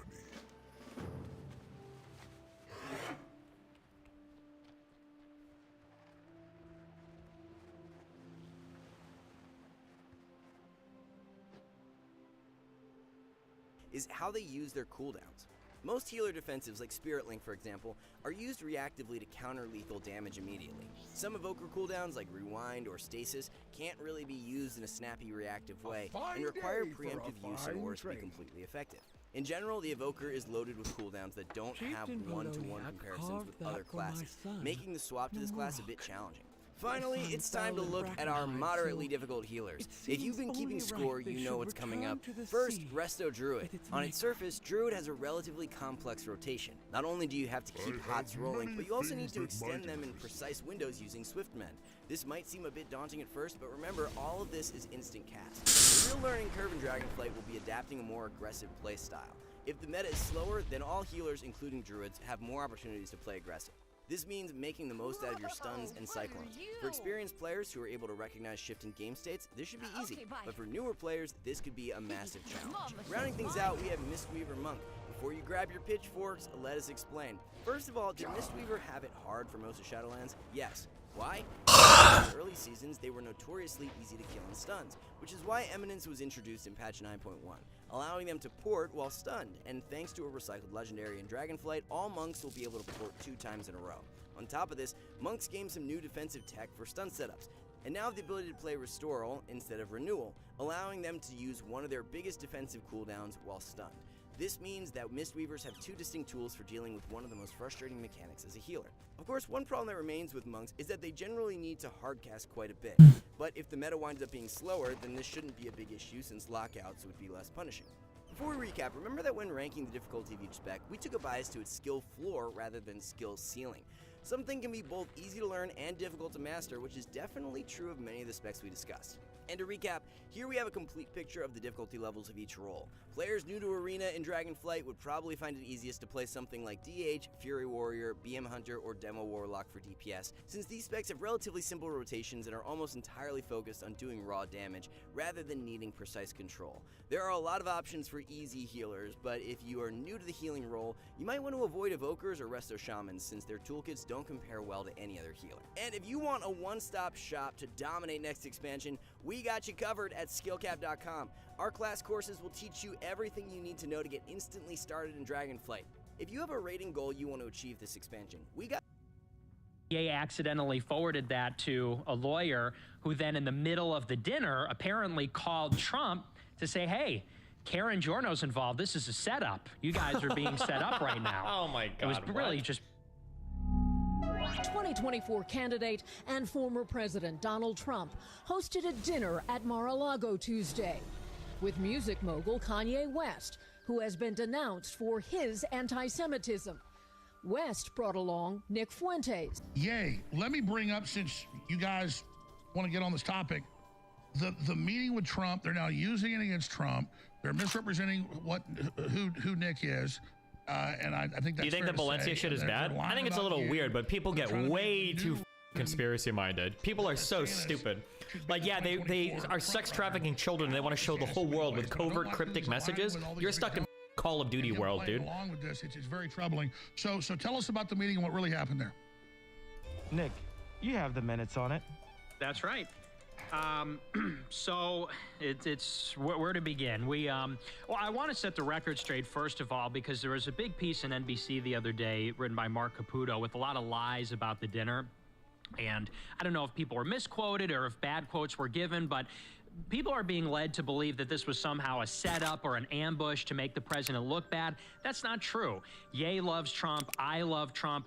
We came to the dinner to have a discussion with him and have a discussion with him about him being the vice president race. Ye had a proposition for him. And so a lot of it was really put together in the last minute. I didn't even really know until I was at Mar-a-Lago whether or not we would be at the dinner. It was something that Ye and I discussed on the flight there and on the car ride over.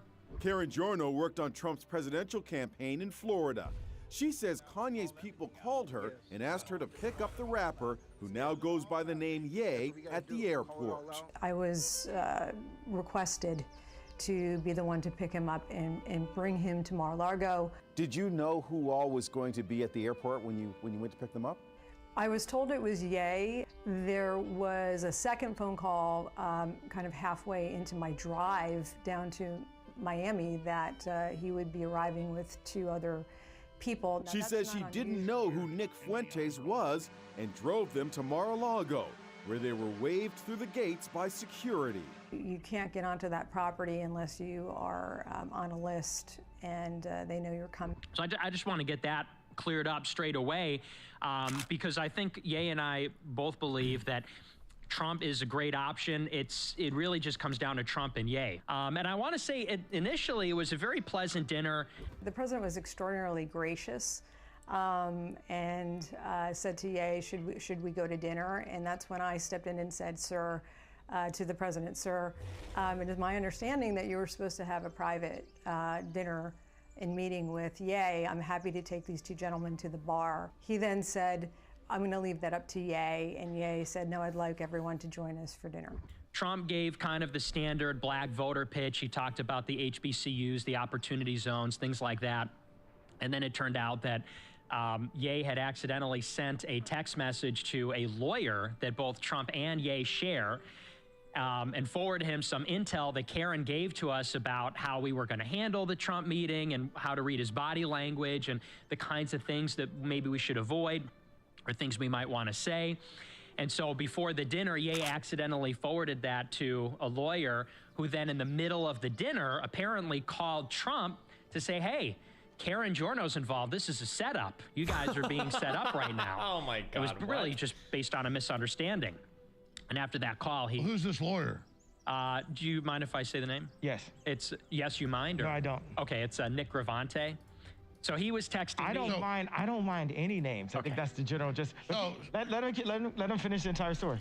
So, because we pulled up in the car and Ye said, here, I'll forward you these notes. So he forwarded it to me and I said, hey, I didn't get the text. And we kind of brushed it off and we found out later he meant to send it to Nicholas Fuentes. He sent it to Nicholas Gravante on accident. So the dinner was actually very pleasant. It was very friendly. Ye picked out a song to play. He put on Say You Will off of 808s. And then Trump said, oh, I don't know, let's put on one of your hits. So he put on Stronger. It was very congenial. Well, then in the middle of the dinner, Trump gets this call because Nick Gravante apparently sent the text to one of Trump's guys or somebody. Somebody called Trump and said, Karen is giving Ye intel because Karen worked for Trump. She ran the state of Florida during the Republican primary in 2016. And so he got the heads up. They thought it was some big ambush. So he gets off the phone and the tone totally flipped. And he starts telling Ye these stories about how some of his black constituents had betrayed him. He told the story about how he got A$AP Rocky out of jail. He told the story about how he got the NBA basketball players out of the Chinese jail. And the moral of the story was, if you go against me, if you're disloyal to me, I'll crush you. That was kind of the subtext of the stories from Trump. He said that Kim Kardashian, he said some nasty things about her because she endorsed Joe Biden after Trump released. Oh my God. What is it? Alice Johnson. Alice Johnson from prison. He commuted her sentence and then gave her a pardon. So he felt betrayed by that. I do understand, and this has been reported, that the conversation got heated at some point. It was really over the comments that the president made about Ye's ex-wife, Kim Kardashian. What did he say? Basically, not so nice words. And then Ye basically said, that's the mother of my children. And then Ye made the proposition and said, hey, I'd like you to be my running mate in 2024. And Trump I gave him the opportunity. I didn't say I would like him to. I said you have the opportunity. Right, yes. To be my running mate in 2024. Yes. And, would he wear a mask as well, though? I think it would look cool. I do think it looks cool. So he sat back and folded his arms and he kind of smirked and he sort of dismissed it, but then he got a little bit heated and he said, you can't win, you'll never win, don't run, you can win at a lot of things, but you can't win at this. And then he turned to me and Karen and said, you guys are smart, I know you work for him, but don't lie to him, tell him he can't win. And you know, I love Trump and I love Ye, and so I'm looking at Trump and then I'm looking at Ye and I'm looking at Trump and Ye, he's telling me. West posted his own edited video about the dinner. So Trump is really impressed with Nick Fuentes. But Mr. Trump tried distancing himself, posting on social media that West called me to have dinner, expressed no anti-Semitism, and claimed I didn't know Nick Fuentes. Yeah, so initially, we didn't publish anything about the dinner. It was rumored that Ye went to dinner with Trump. Then it was rumored that I was at the dinner because I walked through the airport in Miami. Then there was a statement from Jason Miller, who spoke as a representative for Trump, and he said, well, Nick Fuentes was not at the dinner. And it was only at that point, which was a lie, it was only at that point when we began to respond, and Ye said, he can't say that. Nick was at the dinner. That was a lie. But I mean, I actually like the speeches that Jason Miller wrote. He was just scared. Who was scared? Trump? No, I mean, I think Miller thinking it was a setup, but I think that's what they thought. They thought, oh, this is a setup. Now, let's talk about the difference of Trump's Truth Socials. Yeah, so he put out 3 successive posts. There's 3 responses from Trump on Truth Social, and they just get more sort of erratic as the pressure grows. You know, the first one, he says, it was a very uneventful What happened with dinner. Milo? Laura Loomer. Well, I'm not sure. I'm speculating. Maybe that's not the case, but needed advice, and so it just kept getting more and more sort of angry and erratic, and I think what Ye's getting at, I don't want to put words in his mouth, but Trump is surrounded by handlers. He's surrounded by people like Jared Kushner and Jason Miller. He's got 3 campaign managers. Jared Kushner bailed because he got what he wanted out of Trump, right? What did Jared do when Trump was in office? Right then, they love to just look at me or look at Trump like we're so crazy and that they're the businessmen. So when I think about all of these things, that Trump is a businessman, Jared, literally, right? Like somehow doesn't get enough credit for with his work. And what is it? His work in Israel or his work in Palestine? What is this? You know where he made these peace treaties? Where was that? Do you know the facts on this right here? So I'm like... Well, I think that was between Israel and some of the Arab nations. I just think it was to make money. He got the Abraham Accords. Jared Kushner with his best friend Bibi said he still likes Netanyahu them? at 666 maybe it didn't get done. Maybe we Fifth don't see him as much? I don't know. They brokered the Abraham Accords, which opened up investment from the Gulf states. Abraham Accords. The Abraham Accords are a series of joint normalization statements initially between Israel, the United Arab Emirates, Iran, effective since September. Wait, what? It's such a vague fucking definition. The Abraham Accords are a series of joint normalization statements, initially between Israel, the United Arab Emirates, and Bahrain. I don't know what that is. Countries. Ever since September.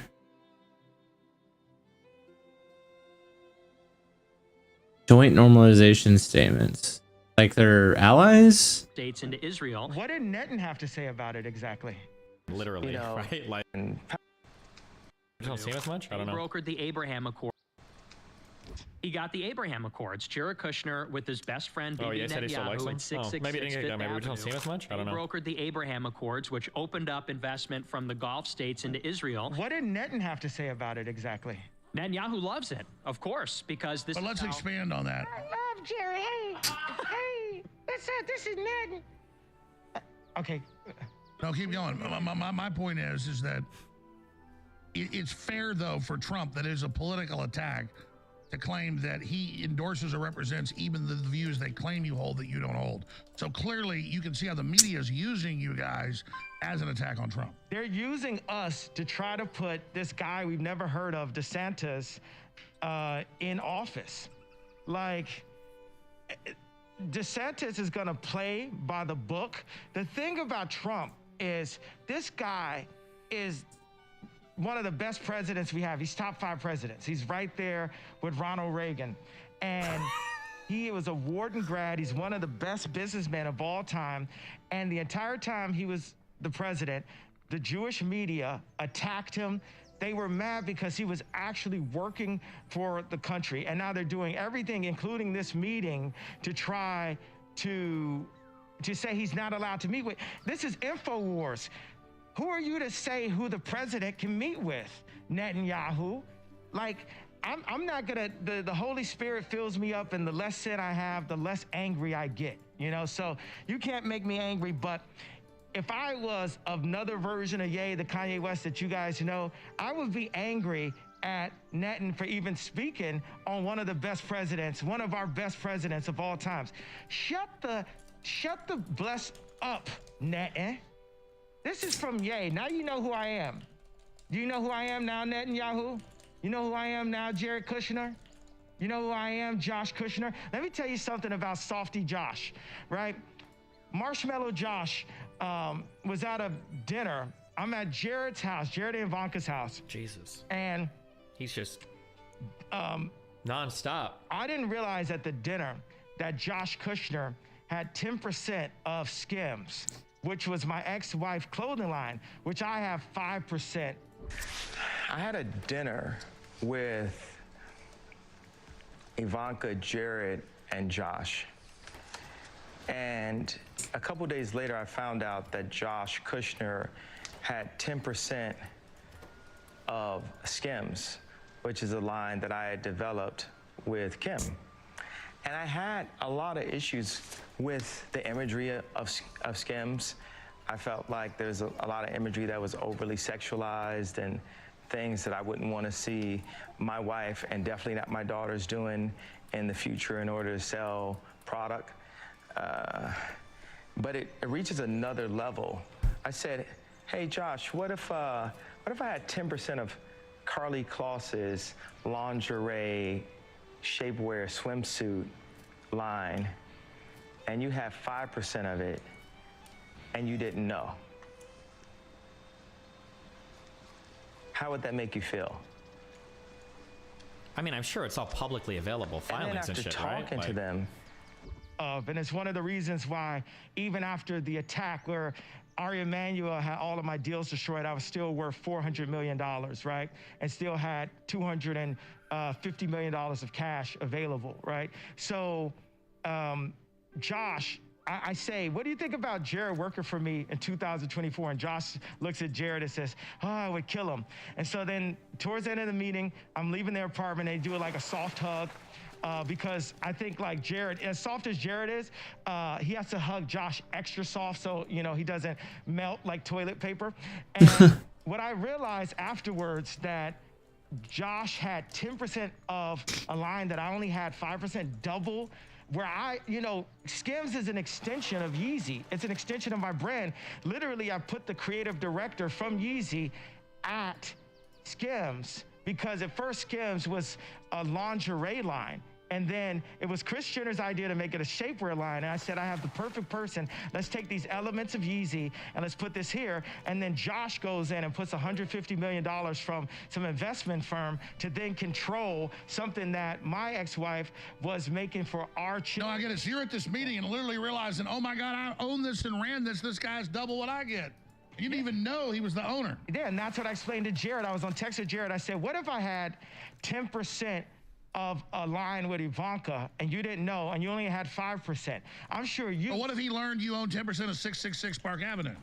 He'd be pissed. Or what if I had 10% of that 800, how big was the deal that he did after he got out of office? So what you're saying is we need reparations from Hollywood. We need the Hollywood elite that have almost all the money. They need reparations to America. Wait, I want to talk about how Jared did that first deal. You hear what I'm saying? With Netton. All right, go ahead. Yeah, he got billions. And this is something that was covered in the Wall Street Journal. Jared Kushner brokered the Abraham Accords with Netanyahu. And before Trump was even out of office, they were arranging for how Kushner could take a massive fee from... Okay, but separate from Kushner getting money, I don't like Kushner. He glows in the dark. He's creepy as hell.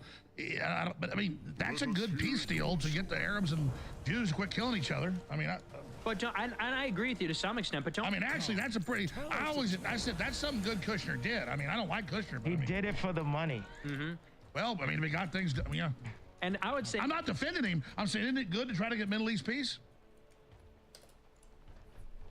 Let's ask Nick. Yeah, Nick, go ahead. If you want Middle East peace, you have to go Get rid to of Israel, because Israel is the one who has been bombing Syria. Israel's the one that's... And they got 200 nuclear weapons. They ain't going nowhere. Exactly, and that's why they killed JFK and RFK, was because of they were trying to get their WMD program off the ground. Operation Apollo. It was Jack Kennedy that wanted IAEA inspectors looking into it. No, and that is probably one of the main... That's one of the reasons Kennedy got killed. That was what we need to say right now... And we're gonna bring Ali on in a second. Is both my parents were educators, right? And we're here as the educators. That's what's in our heart. When we get the information, we put ourselves at risk to give you the information. There's a lot of teachers, incredibly intelligent people that have been canceled and kicked out of universities for not playing along with the system. So stop looking at us closing like down celebrities, like we're trying to get media. Kanye West sub. We're using our position, putting our finances, putting our personal well-being at risk to say the truth out loud. And I was on the plane with Nick and I said, it feels like we're in Vietnam in the middle of the war with our backs to the wall, holding our guns and saying, you know, Nick, how did you get here? Yay, how did you get here?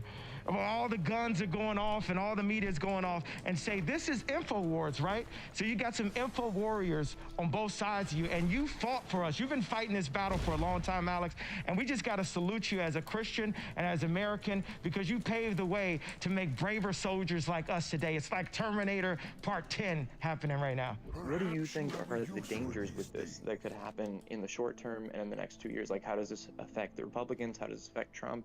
Like, I'm really interested in this, and I'm watching it unfold, and I'm like, oh, shit. Wait, repeat that last thing again? That I'm watching it unfold, but I don't feel educated enough. Like, dude, I feel like watching you and listening to you makes me, like, think about things in a way that I never have before, and causes me to sort of create these opinions on things that maybe might differ from yours or be the same as yours, but I feel like I rationalize things in my day-to-day life in general in a better way because of the way that you talk. But so I'm watching this unfold. I don't really feel like I know what's going to happen. I feel like you're a really educated person.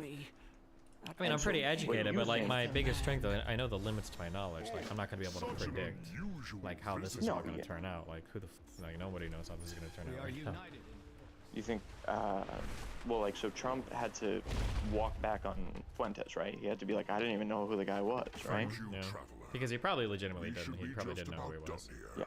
I think he wanted to have that dinner with Ye, and it sounds like Ye showed up with a crew. And Trump probably just saw all of them. He's like, oh yeah, you know, because Trump's probably a friendly guy. He's like, yeah, bring them all in, yeah.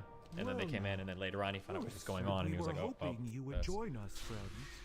A chieftain's return. You don't think this could like turn into like a major political point? This sort of like just maybe not necessarily the anti-Semitism specifically, but sort of the rhetoric, the overall rhetoric of Fuentes and now apparently Ye. Do you think this could become a major point within the Republican Party? I have I can't even predict. You can go find other people that'll try to. I wouldn't even try. I have no idea. The Republican Party is literally off the rails. Even the Republican Party knows the Republican Party is off the rails. Nobody has any idea what direction they're headed in right now. The Republican leadership is trying to guess, but it sounds like they're trying to cut off Trump. But I don't know. I don't know what realistically is going to happen. I don't know if anybody knows what's going to happen. Okay. I mean, that's like the best answer you could have given, I guess. Yeah, I mean, I don't know. I wouldn't even pretend to be able to predict that.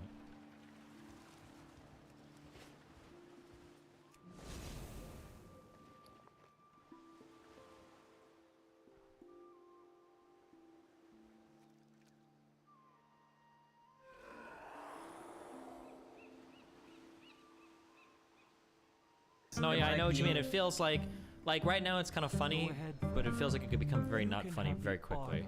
Sometimes, like some of these super liberal SJWs, like a black guy could like kill someone in front of them, be like, you shouldn't be doing that. Let me explain. Well, hold on.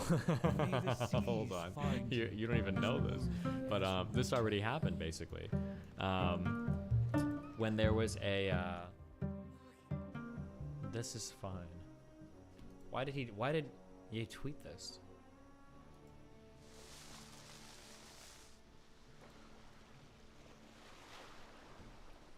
Look.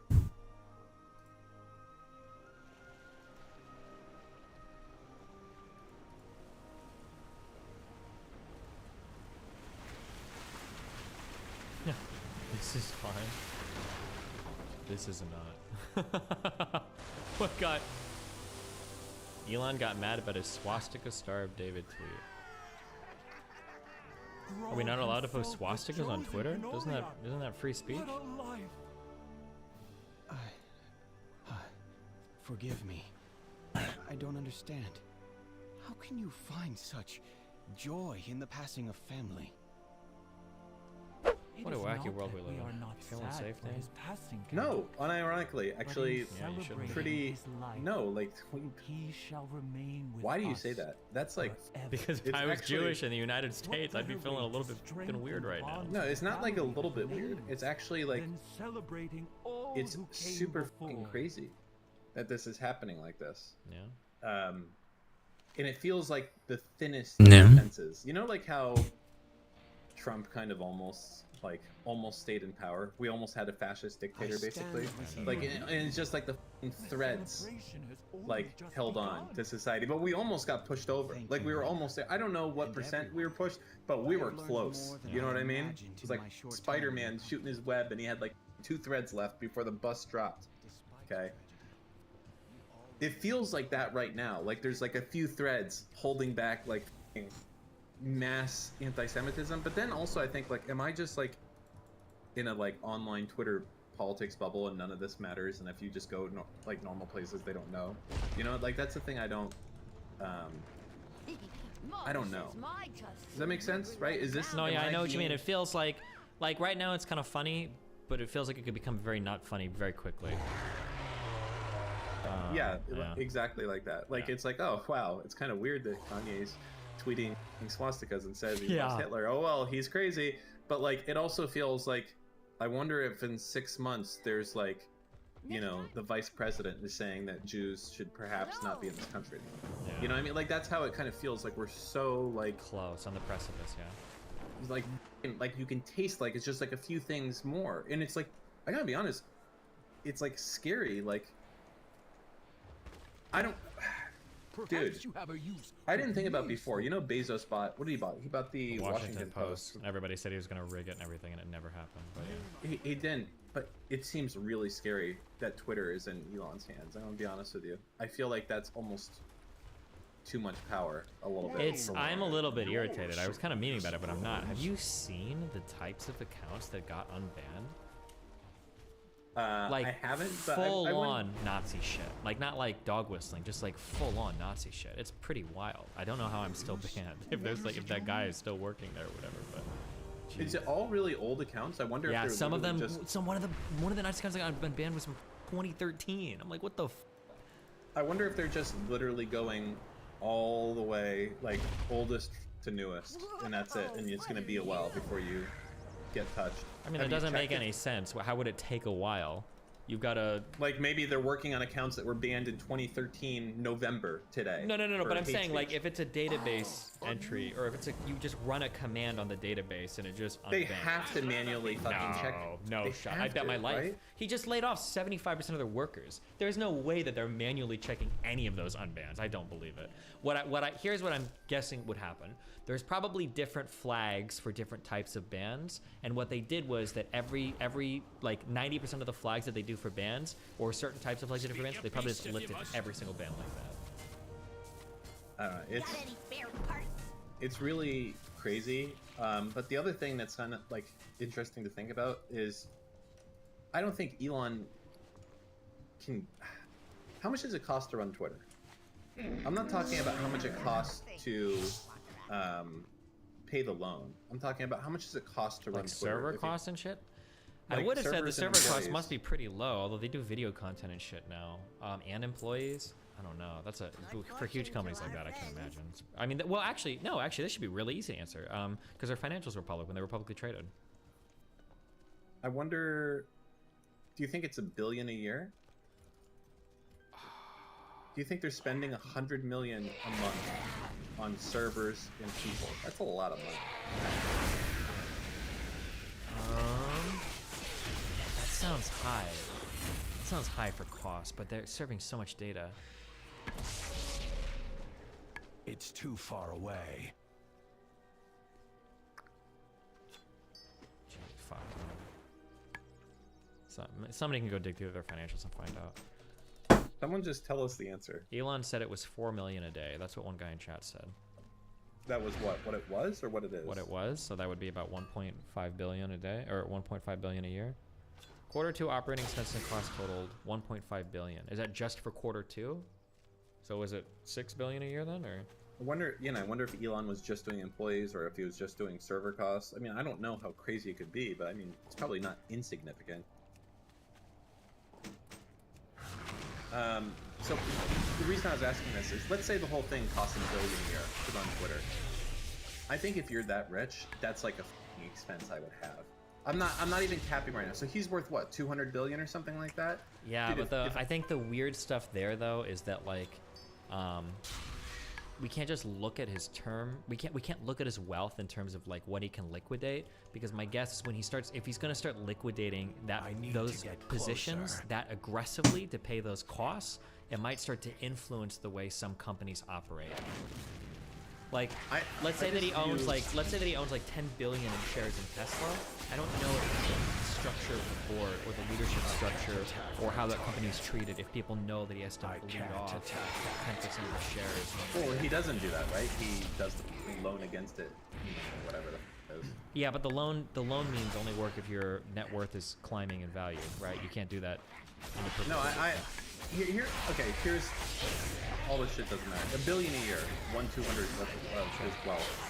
If it was insignificant, then yeah, I agree. It's like a cost of like controlling major media platforms. I mean, I guess we're talking about like even 1/100 of your income. I would give that up. I mean, it's a year, 1/100th of a year, but that's assuming he can't get it to break even. I mean, I think it should be possible that something like Twitter could break even. I would be shocked if it can't. I don't know if it's gonna make money, but it should be able to break even just by selling shit. That's so fucking powerful. That shit, like owning Twitter. Imagine the power of owning Twitter, like yourself. Yeah. That's mental. That's beyond like owning the Washington Post or something. You own Twitter. It's. Yeah. I don't know. It's crazy. It's crazy. ZLXB saying, Dan, who wants to pay for social media? Like, I don't think you're thinking through it enough. It's not like who wants to pay to have a check mark. That's like stupid. That's not what I'm talking about. There's definitely shit he could do that people would pay for. Or things that Destiny could do that you would pay Destiny for that Elon would get a cut of. Like, that's what you guys are kind of missing out on. You know, things like Patreon, things like OnlyFans. Twitter has the potential to. The super followers thing, I think, was a good idea. Like, I was able to. Yeah, amazingly good idea. Yeah, do a ton of that without like any effort at all, really. They just need to add more functionality to that, and that's it. Like, when you can create a system that lets content creators make money from your product, you will have success. That's the model for Uber. That's the model for Airbnb, for Patreon, for OnlyFans. If you give people the tools to make money, they will be your engine for growth. If you're gonna try and get greedy, where it's like, hey, pay for fucking Twitter Blue and I get all the money, I don't think that's not it, right? That's not Twitter what we're Blue. talking Like I bought it just because I use Twitter a lot, but it is truly a worthless product. I would never recommend Twitter Blue to anybody. Like YouTube Red, I would recommend that 100%. Twitter Blue is like, unironically, one of like the 4 features that Twitter Blue gave you was the ability to change how the app looked on your phone. Welcome. Like the thumbnail for the app, like the color of it was so stupid. How does he fix the PR issues? I don't know if he has to. Like, this is a really bad example, I guess, but like 4chan exists and it's like a fucking hellscape, and it doesn't seem like it's, I don't know. You only really are beholden to that shit if you have investors that are trying to make you do things, or if you have advertisers trying to make you do things. If you're just a fucking insane billionaire, you can do whatever the fuck you want for the most part. There is consequences. I mean, look what's happening to Kanye, right? You might find your billions turned into millions, but you can do whatever you want. They can't really do anything about it. So yeah, it's too far away.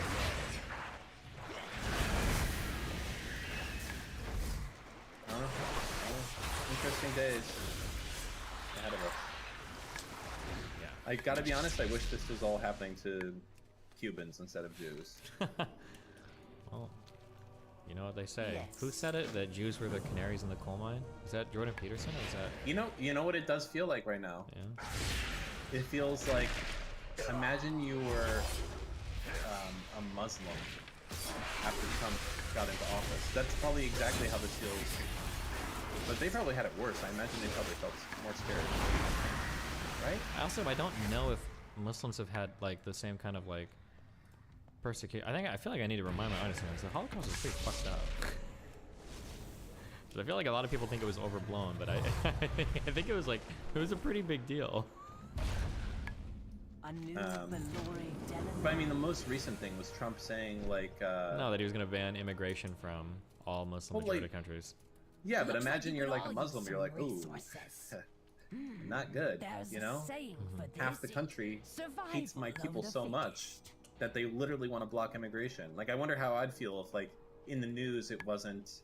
My haste is so bad. It's like, listen, these Cubans, they're up to no good. You'd be like, oh, wait a second. Oh, hold on, we're not all bad, you know? Sure. Yeah. Well, yeah. So how long are you streaming today? It's 1 a.m. right now. Probably a little bit more. I'll go to sleep. I need to drive to Georgia or something where I feel like driving. Okay. Sasha says, hey, I've got some show ideas for your podcast in the future when you have more time. Can I hop on a call and run them by you? If they are good, then that's a win. And if they are bad, then you get to yell at a DVDer for being dumb. But Sasha, then you would feel bad. You care about this a lot. I think what you should do is you should email Steven and tell him. No, email Dan. Dan. I have no control. Definitely email Dan. Dan is the one that really likes to see those ideas. When are you getting a new vehicle? When you ditch in for Ford Focus? I feel like you don't know. You don't know. No design. So have you signed any leases yet? Close. Fuck, I have to check my email. But yeah, basically it's almost done. Oh, good. Man, you know, I gotta be honest, this is all your fault. Everything that's happened right now, where's the image of like chicken and waffle? Yeah, like that's the first you. Screen. And I then saw a bunch of other things. You know what? Thanks a lot. You know, you're the tiny domino, and then like at the end of it, not good stuff. Holocaust 2.0. Yeah. What a wild world we live in. it's super effective because it's like I keep saying this. I feel like the anti-Semitism coming from black people just makes it so much harder. We like don't have the vocabulary to deal with like racist minorities. Like it's just never been a thing we've thought about like before. Well, also like in general, the people that would normally stop that behavior, I think, are probably very loath to say anything to the African American community at all. Exactly. I feel like, you know, sometimes like some of these super liberal SJWs, like a black guy could like kill someone in front of them. Be like, you know, you shouldn't be doing that. You know, let me explain. Well, hold on. You don't even know this, but this already happened basically.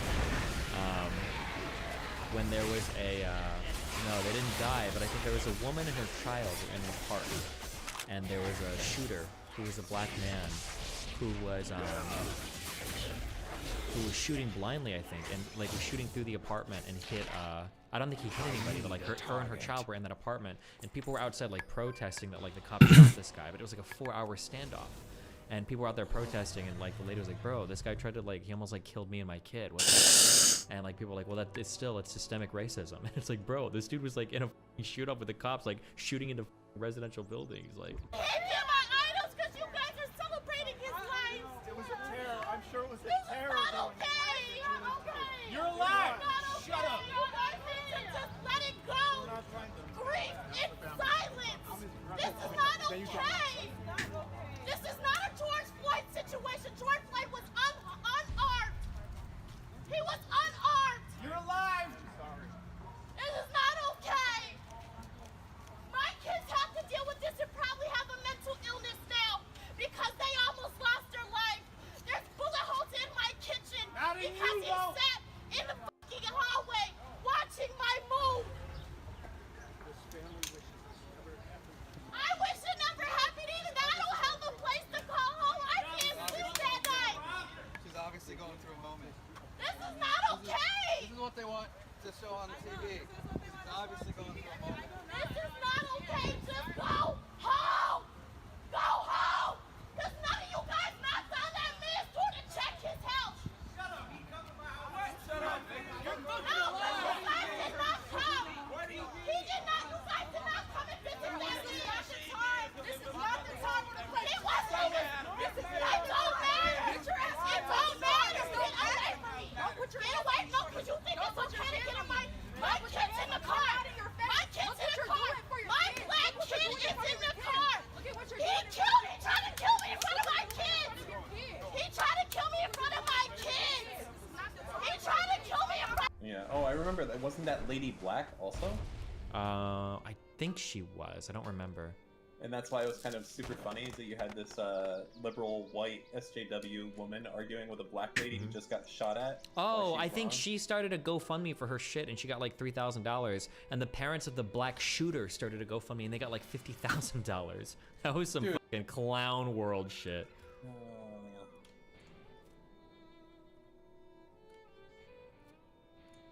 Man. Wild. Yeah. Yeah. What are you gonna do? What are you gonna do? So you're gonna be bringing Factorio with you on this trip coming up here? I'll probably be working the entire weekend, but. Is this a social trip at all?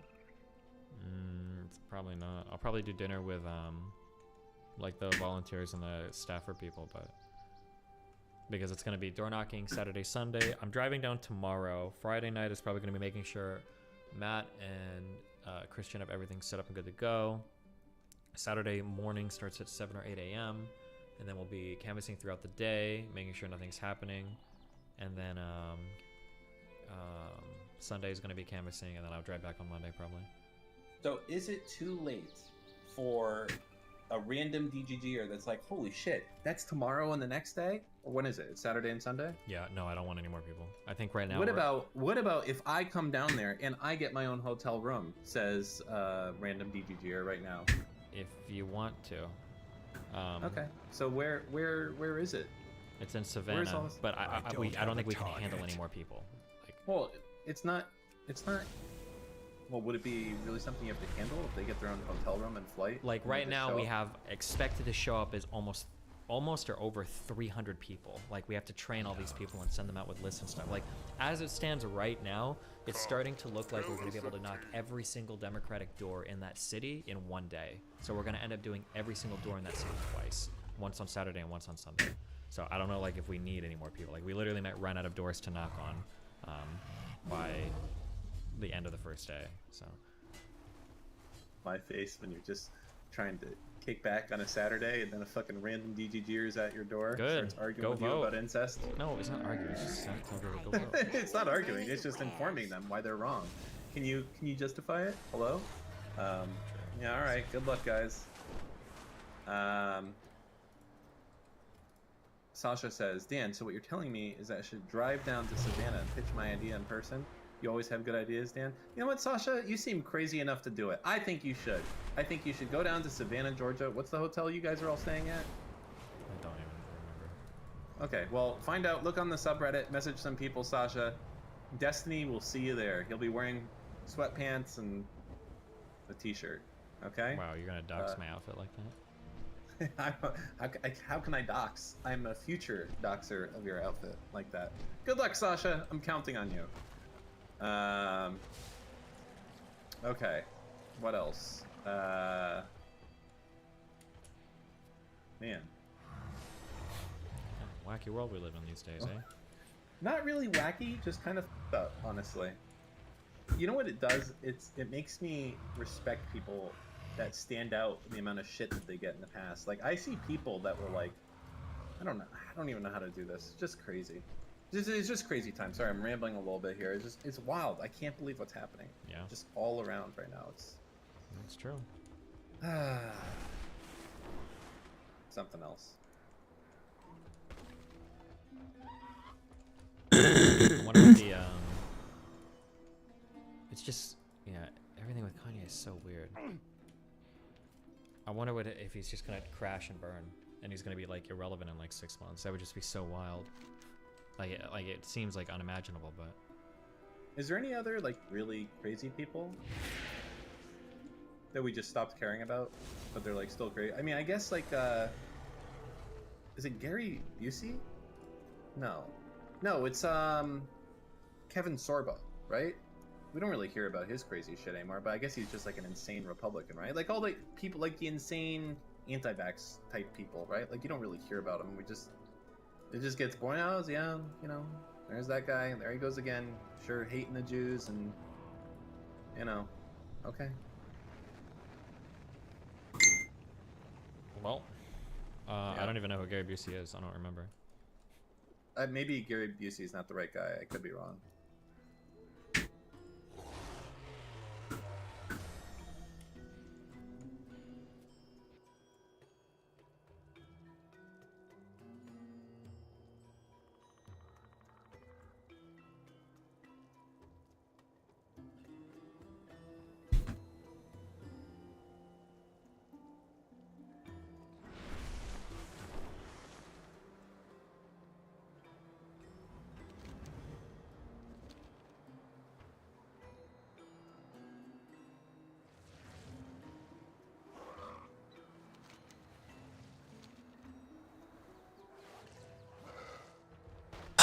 This is starting to become pretty fucking annoying.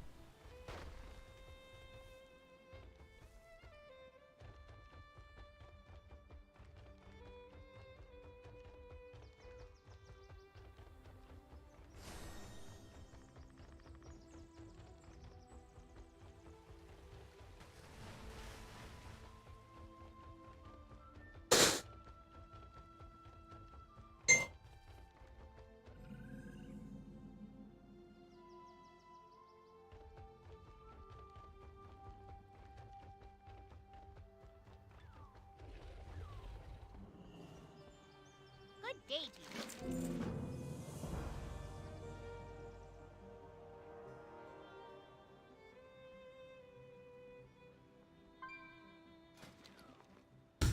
I don't meet the requirements for that quest. What? How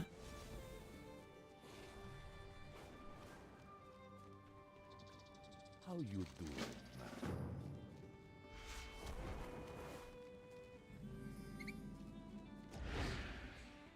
Hi.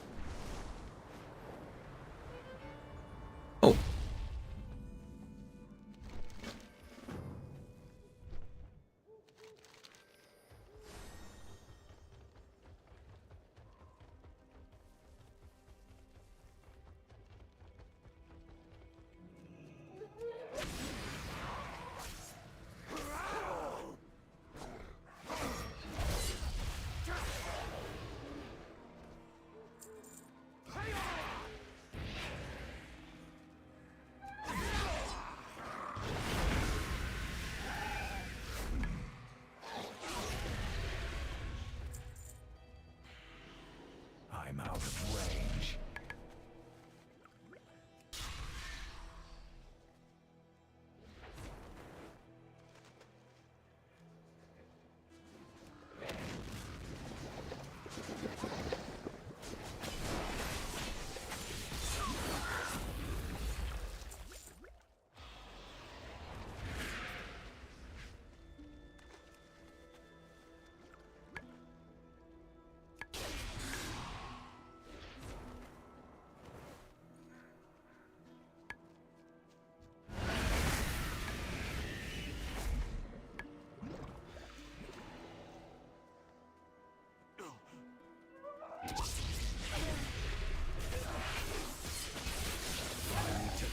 Something first.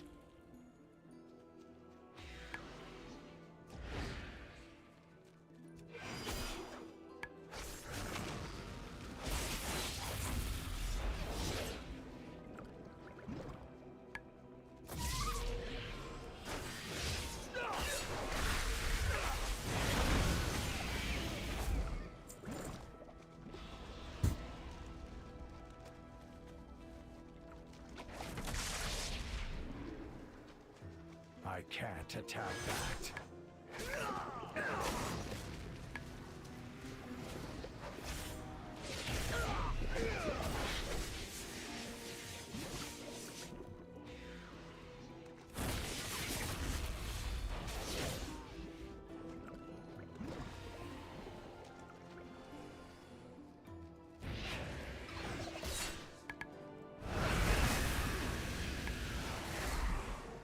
It's too far away.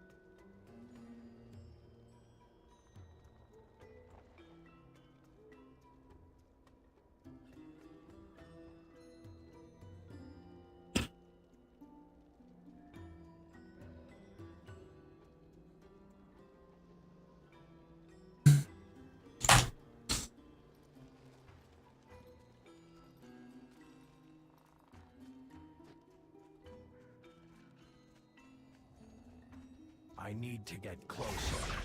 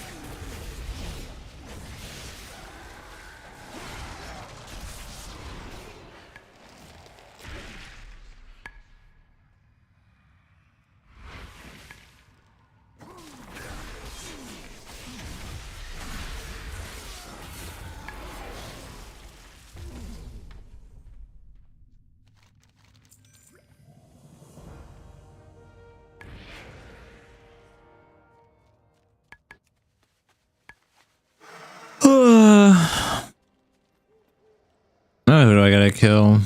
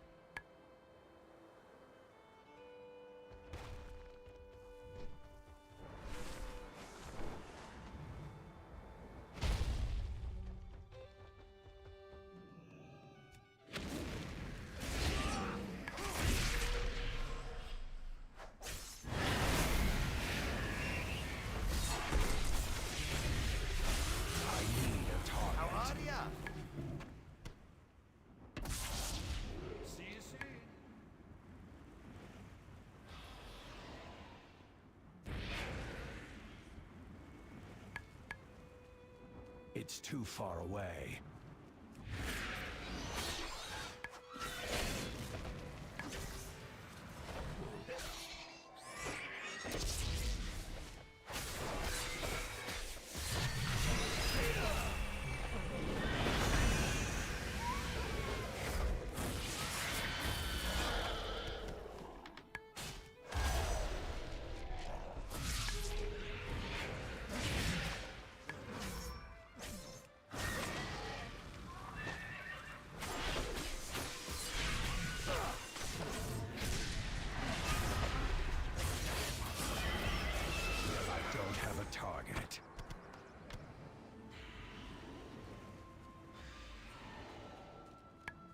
I'm out of range.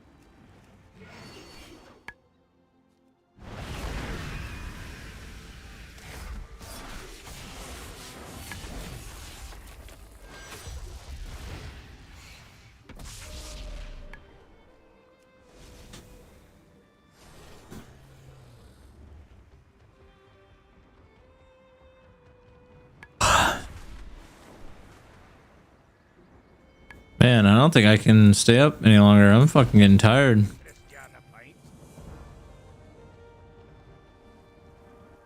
I kind of want to finish this though.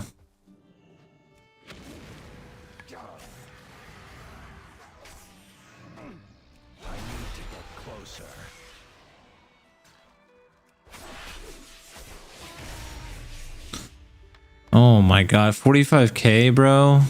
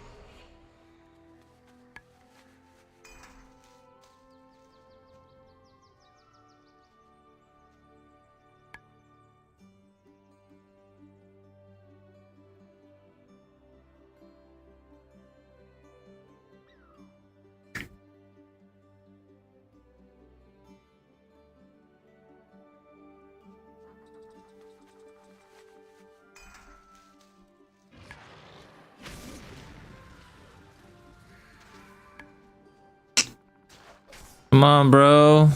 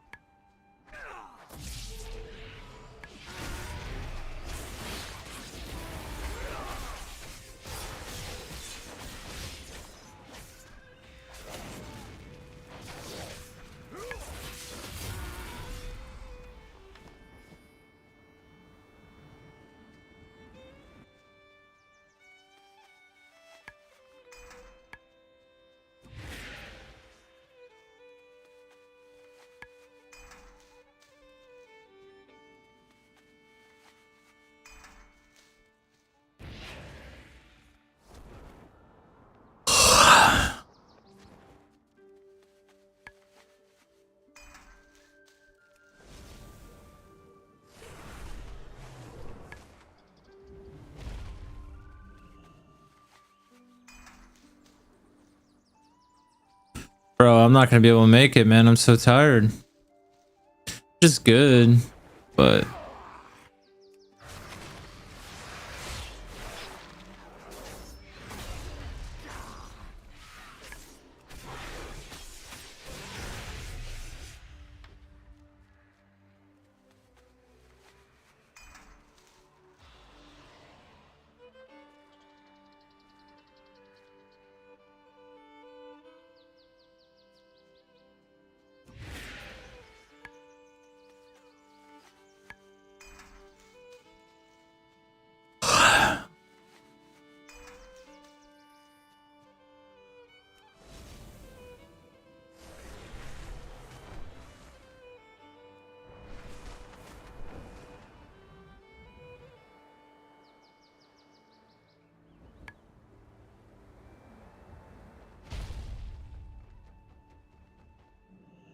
Pleased to meet you. Be seeing you. You have a great day now.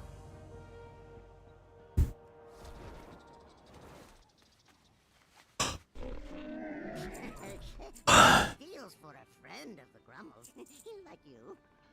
May your feet find good trails. Greetings, man.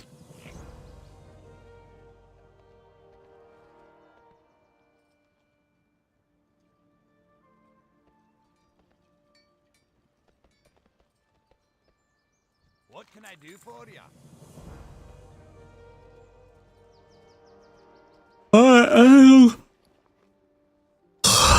I think I'm going to bed, dude. I'm tired. Tired as fuck.